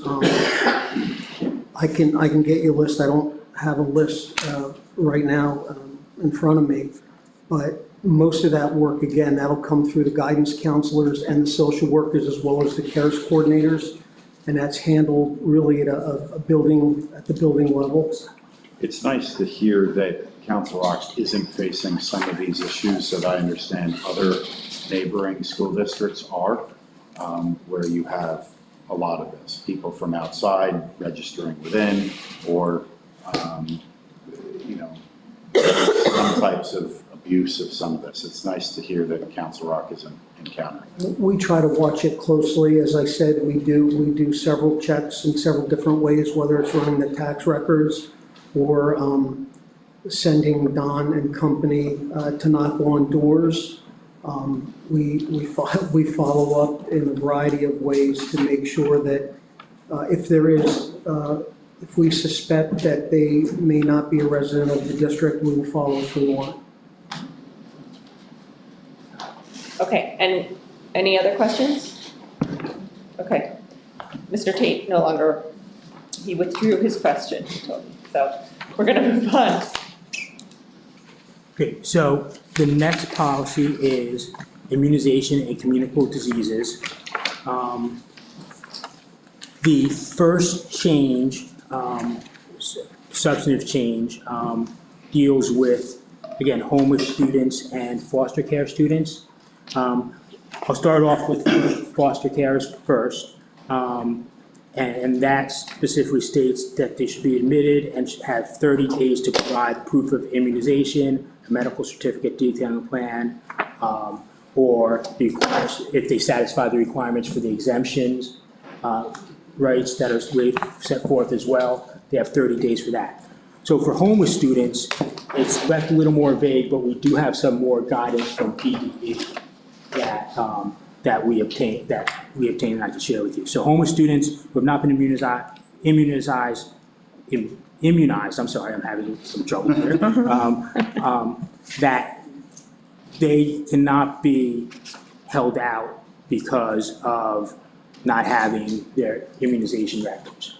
Now, that being said, looking at what the PDE says about it in particular, it's part of one of their FAQs when they talk about, the McKinney-Vento Act, which deals with, federal act, which deals with homeless students and so forth. What they basically say is because a student who's homeless, a lot of times they don't carry their documentation with them, of course, that when a student does enroll, the enrolling district, we would have to work with them or work with their guardian to communicate with their previous district to get those records. A lot of times they may be coming from a previous, school district. We would work with them to get those records.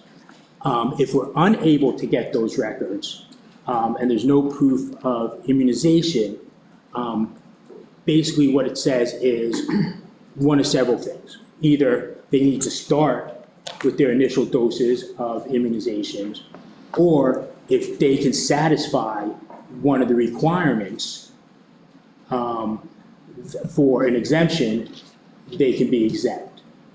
But really, because there's no set timeline, because they really have to just start. If there's no proof of immunization and they don't meet the exemptions, they have to start through the immunization process once they're in district. And that's, that was explained through the PDE and the information they provided through the FAQ on that. So I wanted to share that, even though it's not here, it is explained a little bit further. Then, if you notice in number 1 on the next page, it talks about, previously just said, ensure that parents and guardians are informed prior to students' admission to school. The phrase "or a grade requiring additional immunization," students, some districts have pre-K, some, and they start, depending on the age, sometimes they may not be age appropriate for an particular immunization when they start school. So once they reach that point, you do that. 2 is something we do anyway when someone registers. We have someone making sure that their medical records and are up to date, including immunizations. So that's really, and then we just added the date. The date's always been the same for when the immunization report needs to be electronically submitted to the PA Department of Health. That was all there. The only thing added was the December 31st date, which was, was the date anyway. So for communicable diseases, the area that's being added is twofold. One is, if a kid comes to school and they're determined to have a disease that's contagious or communicable, parents need to pick them up and they need to be out for, appropriate amount of time. Generally, and me talking as a parent, I know if someone has a fever, it's 24 hours. If someone has strep, they have to start, treatment. There is a particular statute that addresses this. It's pretty old. I think it was last updated in 2002. And it says a lot of the stuff. It talks about measles, 4 days from the onset of rash, mumps, 9 days from the onset or until subsiding of swelling. Sorry. Conjunctivitis until judged not infective. Fever, 24 hours fever. There's nothing updated or new. It doesn't address any of the more recent viruses or anything of that nature. that are out there. Like I said, it's a pretty old policy. Honestly, some of these, I don't even know what they are, based on age. But that just really, it refers to that, but it's really what we've been doing anyway. And then the other thing is something that we do anyway, we always want to have and request emergency contact information for all our students. If, God forbid, a parent's not available and the kid's sick, we want to make sure we have access to get someone to pick up that student. Those are the only two changes to the communicable disease portion of this. Mr. Tate? Mr. Spring, I like the way you present this, the current active policy and the red line. It's an improvement. But I wanted to ask, what's the reason for the boldface in the active policy? I'm looking particularly at the paragraph that mentions religious reasons. So that's a good question, one that I've been struggling with because it's in different policies. What I'm learning, working now through PSBA and stuff like that. So when this policy was adopted initially in 2018, these bold words were what was changed from the previous adoption. It was just never, the bolds were never taken out. Okay. So the bold is PSBA's version of a red line. Okay. So previous to 2018, somehow these bolds were something else. So they're a legacy that we could eliminate? Yes, I'm trying to go in and remove all the bolds. Yeah, good, because, it does provide some misleading emphasis. So, Yes. Yeah. Yeah, and so what you would see if you went into these would be bold if I turn them into red lines. Yeah. Versus just, because it's just easier to. This is much. Good, yeah, great, thank you. Mrs. Stone? Yes, when you look at the PA, they have a big notification chart with all the immunizations. They also, though, mention that if your child is not vaccinated and there is an outbreak at the school has the ability to exclude that child. And it's not, I didn't see it in here. Yeah, it's not in the policy. I can't speak to that because I haven't seen that. I don't know if it's in code or anything, so I just don't want to speak to something that I don't have. I know it wasn't in their policy, Yeah. in their model policy. I've seen it in the, Might be a part of the in legislative PA code. regulation. that if a child has not been immunized and there is an outbreak, that child can be excluded from the school. That, you're accurate. Let Ronnie and myself dig that up and get back to you on it, so we're quoting the right information, but. I just think yeah. it should be included here, that's all. Other questions? Mr. Roosevelt? Yeah, a few. The suspicion and the reporting, once again, we're talking about a list. I'm sorry, where are you? I just want to make sure I'm looking at this. Right, so you mentioned before the regulations of nurses excluding based upon suspicion of potential communicable diseases and the reporting of those diseases. So I'm on page 2 of your revised one under communicable diseases. So that's something that hasn't been changed. So Right. that was in the previous policy. I understand. So, but it references the state law that's requiring this, and it's a list of diseases that the state recognizes. So we're adhering to state law regarding suspicion and reporting. Similarly, regarding the removal, if I'm hearing it right, of the religious exemption, I want to make sure that we are adhering to state laws, that we're not exposing Yeah, I believe it talks something. about, I have seen that, and I'm connecting also to Mrs. Stone's comments, so the further digging, I think is needed. The other thing that I just want to make sure I understand. I'm sorry, so I know it says here, a student who has not been immunized in accordance with state law should not be admitted unless exempted for medical or religious reasons.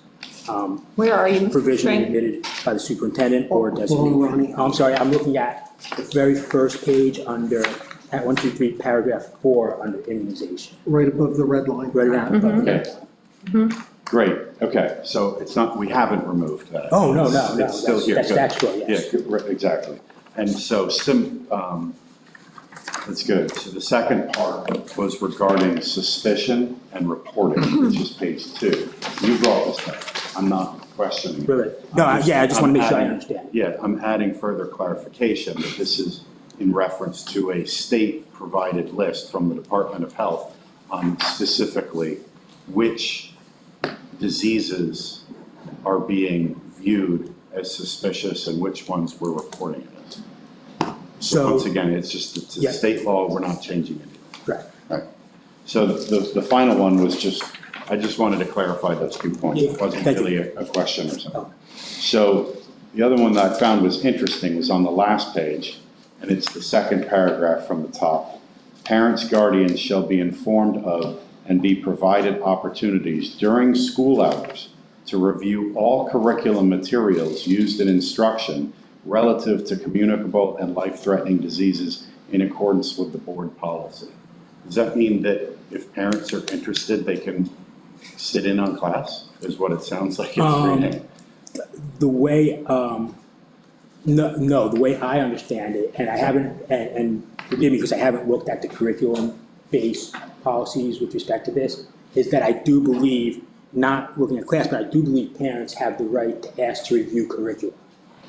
And I think that's what this is saying, that similarly to their right to review curricula, one of the curricula they have a right to review, just like any other curricula would be curricular reviewing, dealing with materials used in the instruction relative to communicable and life-threatening diseases. I don't see that as the same, personally, I don't see that the same as being able to go in and observe a class. I can understand that. I think what we're saying here is during school hours effectively. So you can't review curriculum when the school is closed for obvious reasons, but you can swing by. I find that interesting because I do know that a lot of these policies overlap and sometimes they're layers. And is that some of these paragraphs are consistent with multiple policies and sometimes they're different? And understanding the differences and the similarities are important. With respect to other curriculum materials, do parents have the right to review that? Or is it exclusive to communicable and life-threatening disease information? And that's probably put a pin in it, and when we get to it later, we'll bring it back up. Right. Because it's not. The short answer to that is yes, they can. And to your point, I think it's one of the important things about doing the cyclical review is making sure that everything is lined up, which is, I think, going to be, hopefully be a very good byproduct of going through everything. Right. And this is an issue, I think, that this board has been wrestling with, which is similar to what my profession wrestles with in construction drawings with regard to specifications and drawing notes, is if you write it one place, then you write it everywhere. Or if you only write it one place and you reference it everywhere else. They can be very different results. And keeping track of the changes that you make and why you make can be a laborious task. And I think that that's something that this board is looking at, is why are some paragraphs repetitively used and why aren't they used in some areas? So I just find that instructive as you go through this. Thank you, that was it. Thank you. Anybody else? Nikki? Just a quick thing, in reference to what Ms. Stone was saying, let's say here in the red line, it may be necessary for a student to be excluded from school due to communicable diseases. That's communicable disease. If the student itself, that student has a communicable disease, that student is excluded. I'm talking about, I was asking about students who were not immunized. That could be excluded, could be vulnerable, right. Ronnie, before you move on, may I go back to Mr. Hickey's question earlier? Tony Rapp did his magic. The cost per non-special education student this year in Council Rock is $16,796.74. and the cost per special education student is $48,356.42. Thanks, Tony. Thanks, Tony. Anybody else? This is the last policy.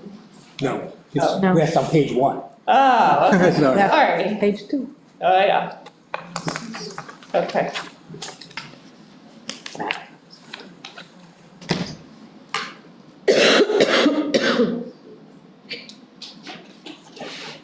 So the next two policies are similar. Again, they are policies that have had no amendments to them, that are mandated, that we need to have, but we want to bring in front of the board. Then please excuse the bold now that we know what they are. When they are resubmitted, they will not have bold on it. Yeah, thank you. I did check with PSBA, this policy, the last time it had any type of change to it, was in 2014. So we last amended it in 2018. Since 2018, there's been no amendments. So this is, again, a mandatory policy that is exactly the same as we've had since 2018. There's no change, but I thought it was important to bring forward.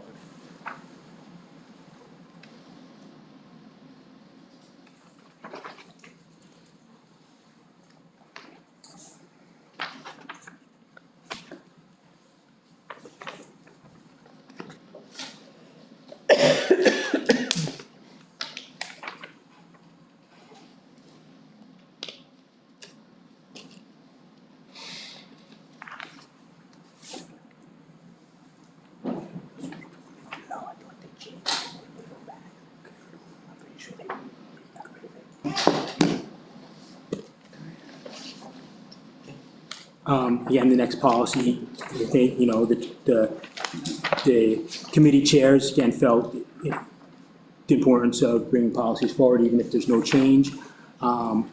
This one is the postgraduate students. I do want to touch on something very quickly with respect to it, however. So in this case, there's been no change. It really says once a student graduates, or if a student has a right to be educated till the age of 21, once they're done with high school, we have no further duty to educate them. My understanding is, so if we remember, at the beginning of this year, they said we have to educate everyone until the age of 22, and then when they turn 22, they leave. My understanding, and I'm going to confirm this, is they realized that that was a problem, and they rescinded that, and now we're back to 21. I believe as a district, we're not saying, if you started and you said you're going to be here till 22 this year, we're not changing that. But going forward, I think they reversed it, and I will confirm that, but that was my understanding, that it's back to 21. So that's why I know that's a question that's come up a little bit. Ms. Warner and then Ms. Stone. That's one of my questions on this one, was that clarification, because I believe it's the evening of the 21st or the 22nd birthday. I just want to make sure that we're clear on that. Yeah, so I will definitely get confirmation on that. The last thing I did look at it, and I thought it said that it went back because it created too much of a bit of an upheaval in districts, but I will confirm that, because I know that came up. Ms. Stone? Yeah, I also read that it went back to 21. What I read that the state does is a little more stringent than what we do, that they say whichever comes first, the age 21 or the end of the school year. 21. So that we're saying that they can continue if they hit 21 and they're still in the middle of a school year. My understanding was that was required under special education law, that if they hit 21, they continue through the year, if they hit 21 during the year. But I will confirm that as well. That was my understanding. I mean, it's reasonable for us to be more generous anyway than what state may be, but.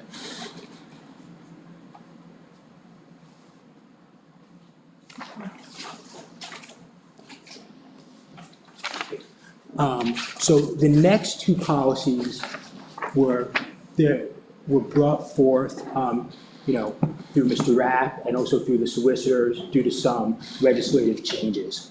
The first one deals with enzyme medications for students who have cystic fibrosis. And I'll explain it a little bit more in a second. For the first policy, 210, it's literally just 2 words. It's a 2-word change on the second page, and it talks about self-administration, and it's adding that students can possess, in addition to the asthma inhalers and the epinephrine autoinjectors, the enzyme medication. And what it is really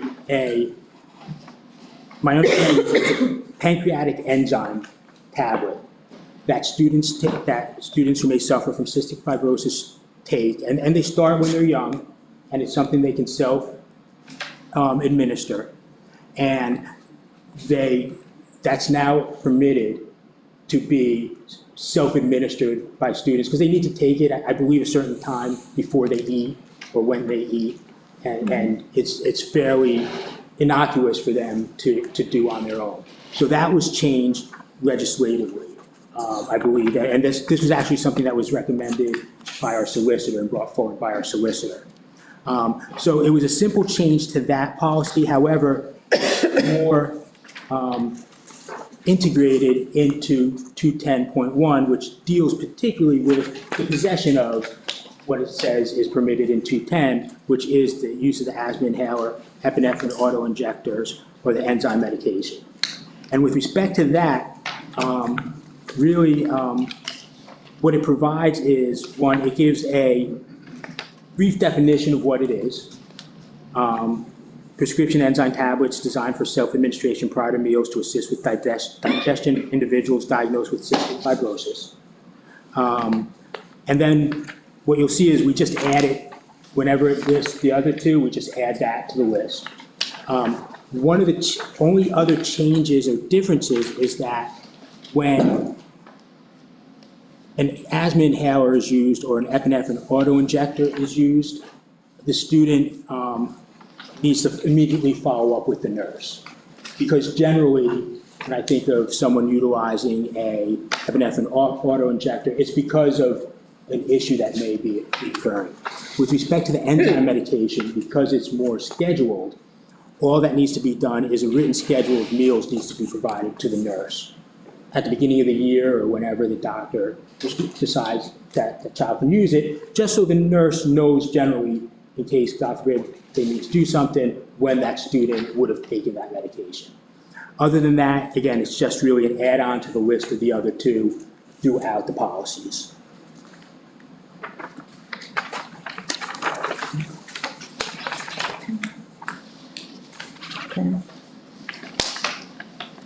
Prescription. Questions before we move on?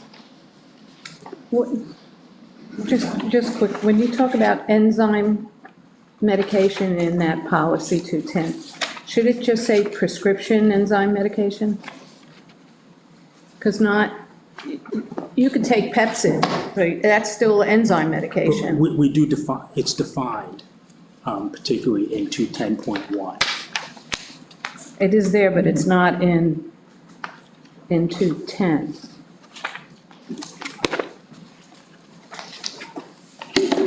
I mean, I'm just Right. saying maybe I it mean, should what we say can say- prescription enzyme medication. Or we could say enzyme medication as defined in policy 210.1. Well, it says it under definitions. It says medication shall include all medicines prescribed by a licensed prescriber and any over-the-counter medicines.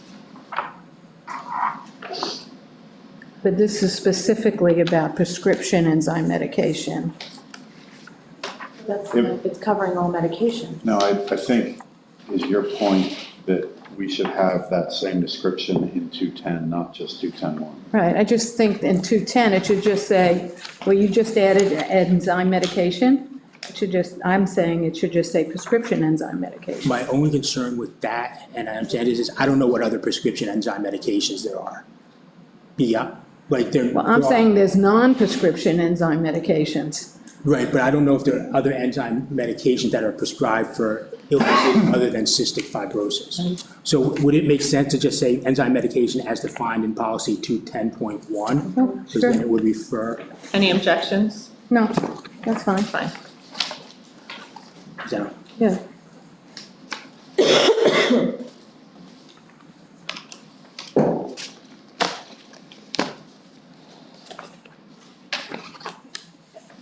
so I will make that change to that. The last policy that was brought forward, talking to Tony, who is our right-to-know officer, and with our solicitor, particularly our right-to-know solicitor, we felt there was a need to update our right-to-know policy, which is also known as public records. And primarily, we're updating it, if you look at the updates, a lot of it is just further explanation as to particular items. Others are helping gear it, because now we do a lot more online.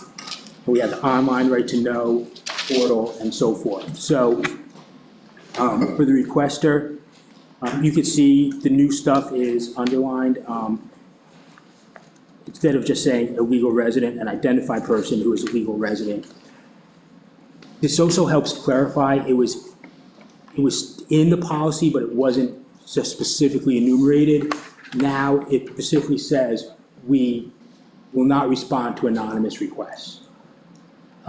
It was in there, but it wasn't as clearly stated. So we want to make sure that we're very clearly stating that we're not going to respond to anonymous requests. So acting on behalf of themselves in accordance with this policy.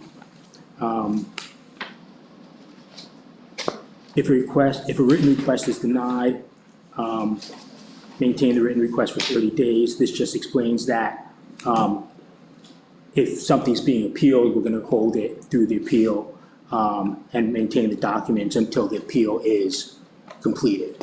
It may be beyond 30 days, it may be less, but it gets through the appeal process. Under request for access, it discusses now that we have a district electronic request portal that submission should be through the request portal, or it can also be using the above requested, whatever form we have on our website, which we have, they can use that as well. Right under that, it talks about approved request form shall be publicly accessible, which it is on our website, and we'll accept the form promulgated by the Pennsylvania Office of Open Records. I did check with Tony. Our form is the form promulgated by the Pennsylvania Office of Open Records. So it really, is that correct, Tony? They go hand in hand. We want to make sure, we already say that they need to be descriptive enough, the request. We just kind of elaborate on that. They need to be descriptive enough to allow us to be able to locate them. We need to know a distinct subject matter, a distinct time period. Again, we're just clarifying, so when someone says, well, what's sufficient detail? Now they'll know what sufficient detail is. We already require the name and address of someone seeking a response. Now we just want to make sure that there's a phone number and email address if applicable, if there's one. I'm having major talking issues today. And then also we just come out and say no anonymous. We won't accept anonymous requests. It does elaborate a little bit about fees. In the past, we have been able to, assess fees for a copy and stuff like that. Talking to Tony, we really haven't done that because 99% of everything we do now is electronic. But if there ever does become that need, our right-to-know officer, Tony, has the authority to request reasonable fees. Yeah, on that, OOR office publishes a fee list. And it's based upon paperwork. Correct. But it's something like, 15 cents a page or 25, whatever it is. It's not excessive. So to reach this $100 denomination would cost quite a bit. I don't have a problem with what we're saying here, but I'm familiarized with plenty documents that indicate a specific dollar amount that quickly become outdated, right? So. Yogi Berra said, you know, a dime can't buy you a nickel, or something along those lines, right? So I just, could we reference that Offutt OOR fee schedule list in this policy somehow? Yeah, I can look. And word it to maybe avoid the specific dollar amount, especially since, as you indicate, most of it is electronic. So the dollar amount, just to clarify as well, is only, the $100 amount is only there to say that if it reaches $100, we can request prepayment before we start making copies. Right, It doesn't really address the reasonableness. My concern is twofold. On the one side, about the specific dollar reference and it becoming outdated. The second thing is that it appears as the deterrent for somebody. And especially as this is relatively loosely defined as how do we come up with how much these fees are and what they're gonna be. And the officer responsible for this is the one, somewhere in this I read, is the one who determines if it's applicable or not and what fee. It just seems a little bit too loose. I think we should tie it to something that already exists instead of reinventing the wheel. So, Mr. Roosevelt, you're asking if we can denote is it OCR? OOR, yeah, OOR. Office of Open Records. OOR. So, anybody have a problem with that? Well, doesn't it say that, though? I guess I'm confused. The district maintains fees, and there's a reference. So there's a link for the fees, isn't Yeah, there? but the district maintains it is different from the district has incorporated the OOR fee schedule, right? Because then we're coming up with our own fees as opposed to adhering to the state fees. Or the district maintains a list of fees consistent with OOR fee schedule, however you want to work it. I see what you're saying. I would like to, I want to leave that the way that it's written because we would be able to calculate what our costs are for copies there at that point. And, you know, we have requests that get into thousands of pages. And I would just like to be able to recoup our actual cost for copies rather than use the state amount, which may be too high or maybe too low. And I would like to just stick with where we're only requesting the amount that it costs the district. So we are making up our own fee schedule. Well, I think that's what I'm making up. I mean, it would be based on, you know, the cost of the copier that we're using, how many copies it uses per year, compared to, and that would be our cost per page. And I wouldn't want to set a fee schedule because that's going to change. And, you know, we have to go out to bid this year for our copies. I'm just explaining my reasoning for wanting it to be not use the state. Yeah, the fee schedule gets updated, so as long as we incorporate that fee schedule, as it updates, we update. It's not like it's interred where this would be, because it's a specific dollar. And I'm concerned that if we're effectively making up our own number because it may be higher or lower, then we're deviating from what the state law indicates. And that's the concern. I understand your reasoning, it makes sense. The state law indicates that we should use their fee schedule. That's the Office of Open Records provides a fee schedule with regards to right to know, in addition to other things that this is effectively mirroring. So I just think we should be consistent with that. Otherwise, we run the risk of, I don't know, our solicitors can address this, if that exposes us to risk for deviation, right? I believe as long as we can show it's a reasonable cost for, it's a reasonable estimate of our cost, but then we can. Yeah, if we want it to be a reasonable, then we should articulate that instead of just an arbitrary dollar number that may work now, but might not work next year or 2 years from now. So, just so I understand, if we were to use the OOR form, would we still keep the $100 as the cutoff for requesting prepayment. I don't think that's wise, but, so, I mean, in this, I'm not. That's Tony's. Yeah, I'm not prescribing the solution. I just think in many other areas, we're doing further digging. Just look into it a little bit further with solicitors. Ms. Horner has a comment relevant to this. So OOR is very descriptive in how and what they charge, specifically to black and white copies, color copies. They also have that their agencies can require prepayment if the fees are expected to be more than $100. So they are very explicit in it. That's why I think you're going towards that, because it says even for an email, there's no charge. So they're very explicit on it, and I think that's what you're trying to get at, is Right. just to make sure that you have everything covered, because if somebody comes to you and says they want a colored one, that's obviously more expensive. Right. We're looking at the. You see it? It's, the last update was December 22, just keep that in mind. I'm Yep. sure prices have Yeah. changed dramatically since Yeah. then. Ms. Horner's right, I mean, it goes into, medium requested, statutory fees, inspection of redacted records, enhanced electronic access, fee limitations, prepayment, and then if you have questions, you reach out.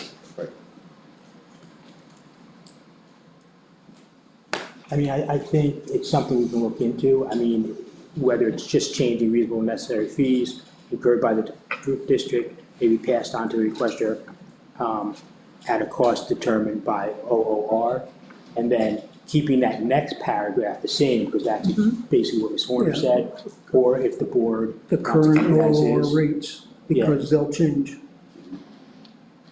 I think that's fine. I'm happy to accommodate that. When you email us, like, any changes, I just want to make sure that Tony has signed off on the changes. Of course. Before, you send it out to us, that he's okay with whatever the changes you make. Ms. Stone, you had a question, I think, before we got to this. No, I don't think I did. All right. Oh, yes, I did. Now I'm looking at my notes. You have the district's approved request form shall be publicly accessible on district's website. Is there a process for that? Because the request comes in, right? Goes through, is it approved? Is there a process for getting posted on the website? I didn't realize gets posted on the website. It says it's. The form, No, the form, and they can print it out. It says the district's approved request form. So I guess I'm confused. Does that mean you fill out a request form and then we approve it? And that's what I thought this meant. You approve the request form, which is the state. So we've created a request form that was approved by the district, and that's what's up there that they can use in addition, or they can use the online portal. Do you see what I read that as meaning? No, we don't That the approve, we request don't form- approve. Once the person makes the right to know, that doesn't get posted on the website. Well, that's what I thought this was. It's just the blank form. That's what I was confused about this. No, the approved blank. Blank form. Is on the website. Once you fill it out, then Well, it it doesn't does go- become an it- open record. Right. Okay, that's what I wanted. It's an open record once you submit it. So if That's what I wanted to make sure, because that's where I was confused with to get that. it to the record, they have two choices. They can download a form off of our website or the state, fill it out and email it to the right to know email address, which goes with myself, Kate, a couple of other people involved in the process. Yeah.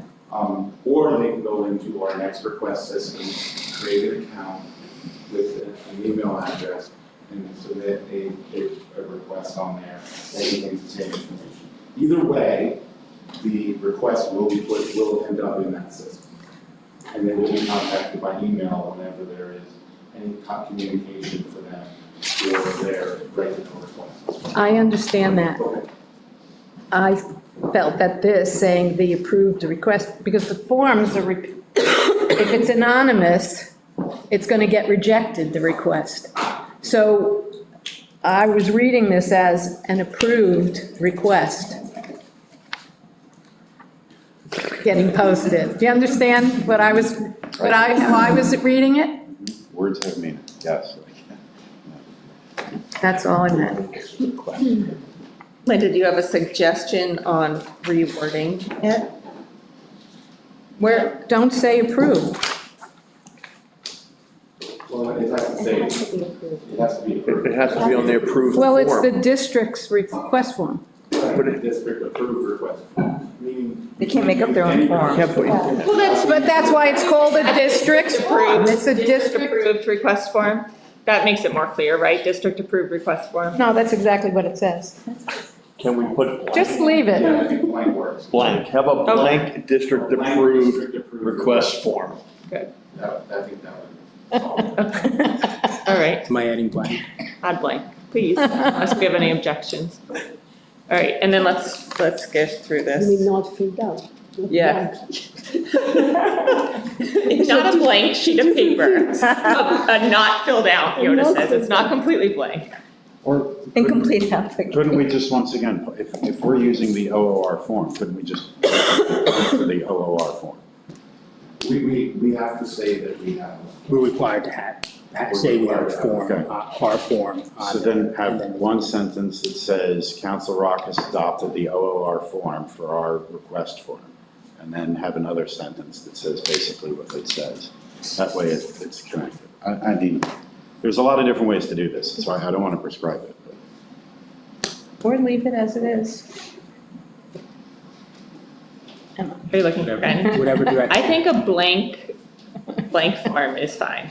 I think that's Yeah, fine. because you, as the officer that receives this, if it comes in and it's not in the right format, right? Or if it meets the reasons for denial, you deny it and you indicate why it's denied, right? So if somebody fills out on lined paper that they ripped out of their notebook, you can say, sorry, but this isn't on the proper form. You can go here or here to get it. Yeah, right? I think it's So very I think clear it's what kind you of, need to do. yeah, This it's is- for sure. So I'm adding blank. It's fine, Yes, either please. way. Okay, I think on that note, unless there's any other questions, I think we've gone through all the policies. For today, I will make the changes, and like I did last time, I'll email out the changes. If anyone has, I like that. I have a couple more about this. on which, on the right to know, I'm sorry. Yeah. Oh, I don't know. So the first one is response to request. Requests shall be received as of the date they are received by the open records officer. So I'm submitting a right to know. I'm submitting it electronically. I have an electronic date that says when my request is sent. But the officer then gets it, and that's the date that it's received. So that's the time that our 5-day clock is ticking. So I think that we either need to have, if most of these are electronic, right, they should basically be the same thing, assuming that somebody isn't sending it at 10 o'clock at night on a Friday, and then, of course, everybody comes back to work on Monday. Or during the holidays. Or during a holiday, right, where it's different. So that should, because we don't want the clock to start ticking too soon. When they send it, And at the right. same point, we don't want a discrepancy of this requester thinking that they have an extra day or not. So is there something that we could do as far as providing a receipt or something to provide on the notice of when things come in? Or is there some sort of time frame that we can indicate between when it's sent and when the officer receives We it? consider it received when you receive the email or goes into the system. Okay. So if we had something on a Saturday morning, we would have until Friday to respond or request a 30-day extension. So we already consider the email, when the email is received. So if we get a request at 5 o'clock on Friday, the clock would start ticking on Friday. Okay. That's 5 business. Okay. So Really? there's no, Okay. That's, we consider received. We consider it received when it's entered into the system or when we receive the email. Because that Not when we might, look at the email. that might be important to distinguish. Well, it says business days. Yeah, it says. Well, it says, yeah, 5 business days, but the sentence that I just read above that says something different. Requests shall be received as of the date they're received by the open records officer. Right, so if it But- comes in a Friday, the clock starts Friday, but a business day, Monday is day 2, not day 4. Because, and the same with the holiday, if I send it in on Christmas Eve and we're out until January 2nd, 2 is January 3rd. Then why do we stipulate when it's received by the officer instead of saying when it was sent? If there's no difference. Particularly mail in form. Yeah. Right. Because they could mail it, is what you said. You can take well form. If So, yes. so- email gets rejected. So it wouldn't be when it was sent, if they mailed it, it would be when we actually did receive it. I mean, Right. and that would be from, when it comes into the office and we mail them every business day. Okay. And don't forget that the, I just want to say that the 5-day period is business days. Right. The 30-day extension is days. It's calendar days. Right. That was my other point, is are we sure of the business days versus calendar? Yes. Because this all is Yeah. connected. Because it just sort of implies that there's a process of, I get it, and then I have to walk down the hallway and hand it to Tony. And I may do that quickly, I may do that slowly, I may do it after lunch. And it doesn't sound like that actually exists. It's electronically, it's effectively instantaneous. If it's physical, it may take longer because we have to wait on the postman.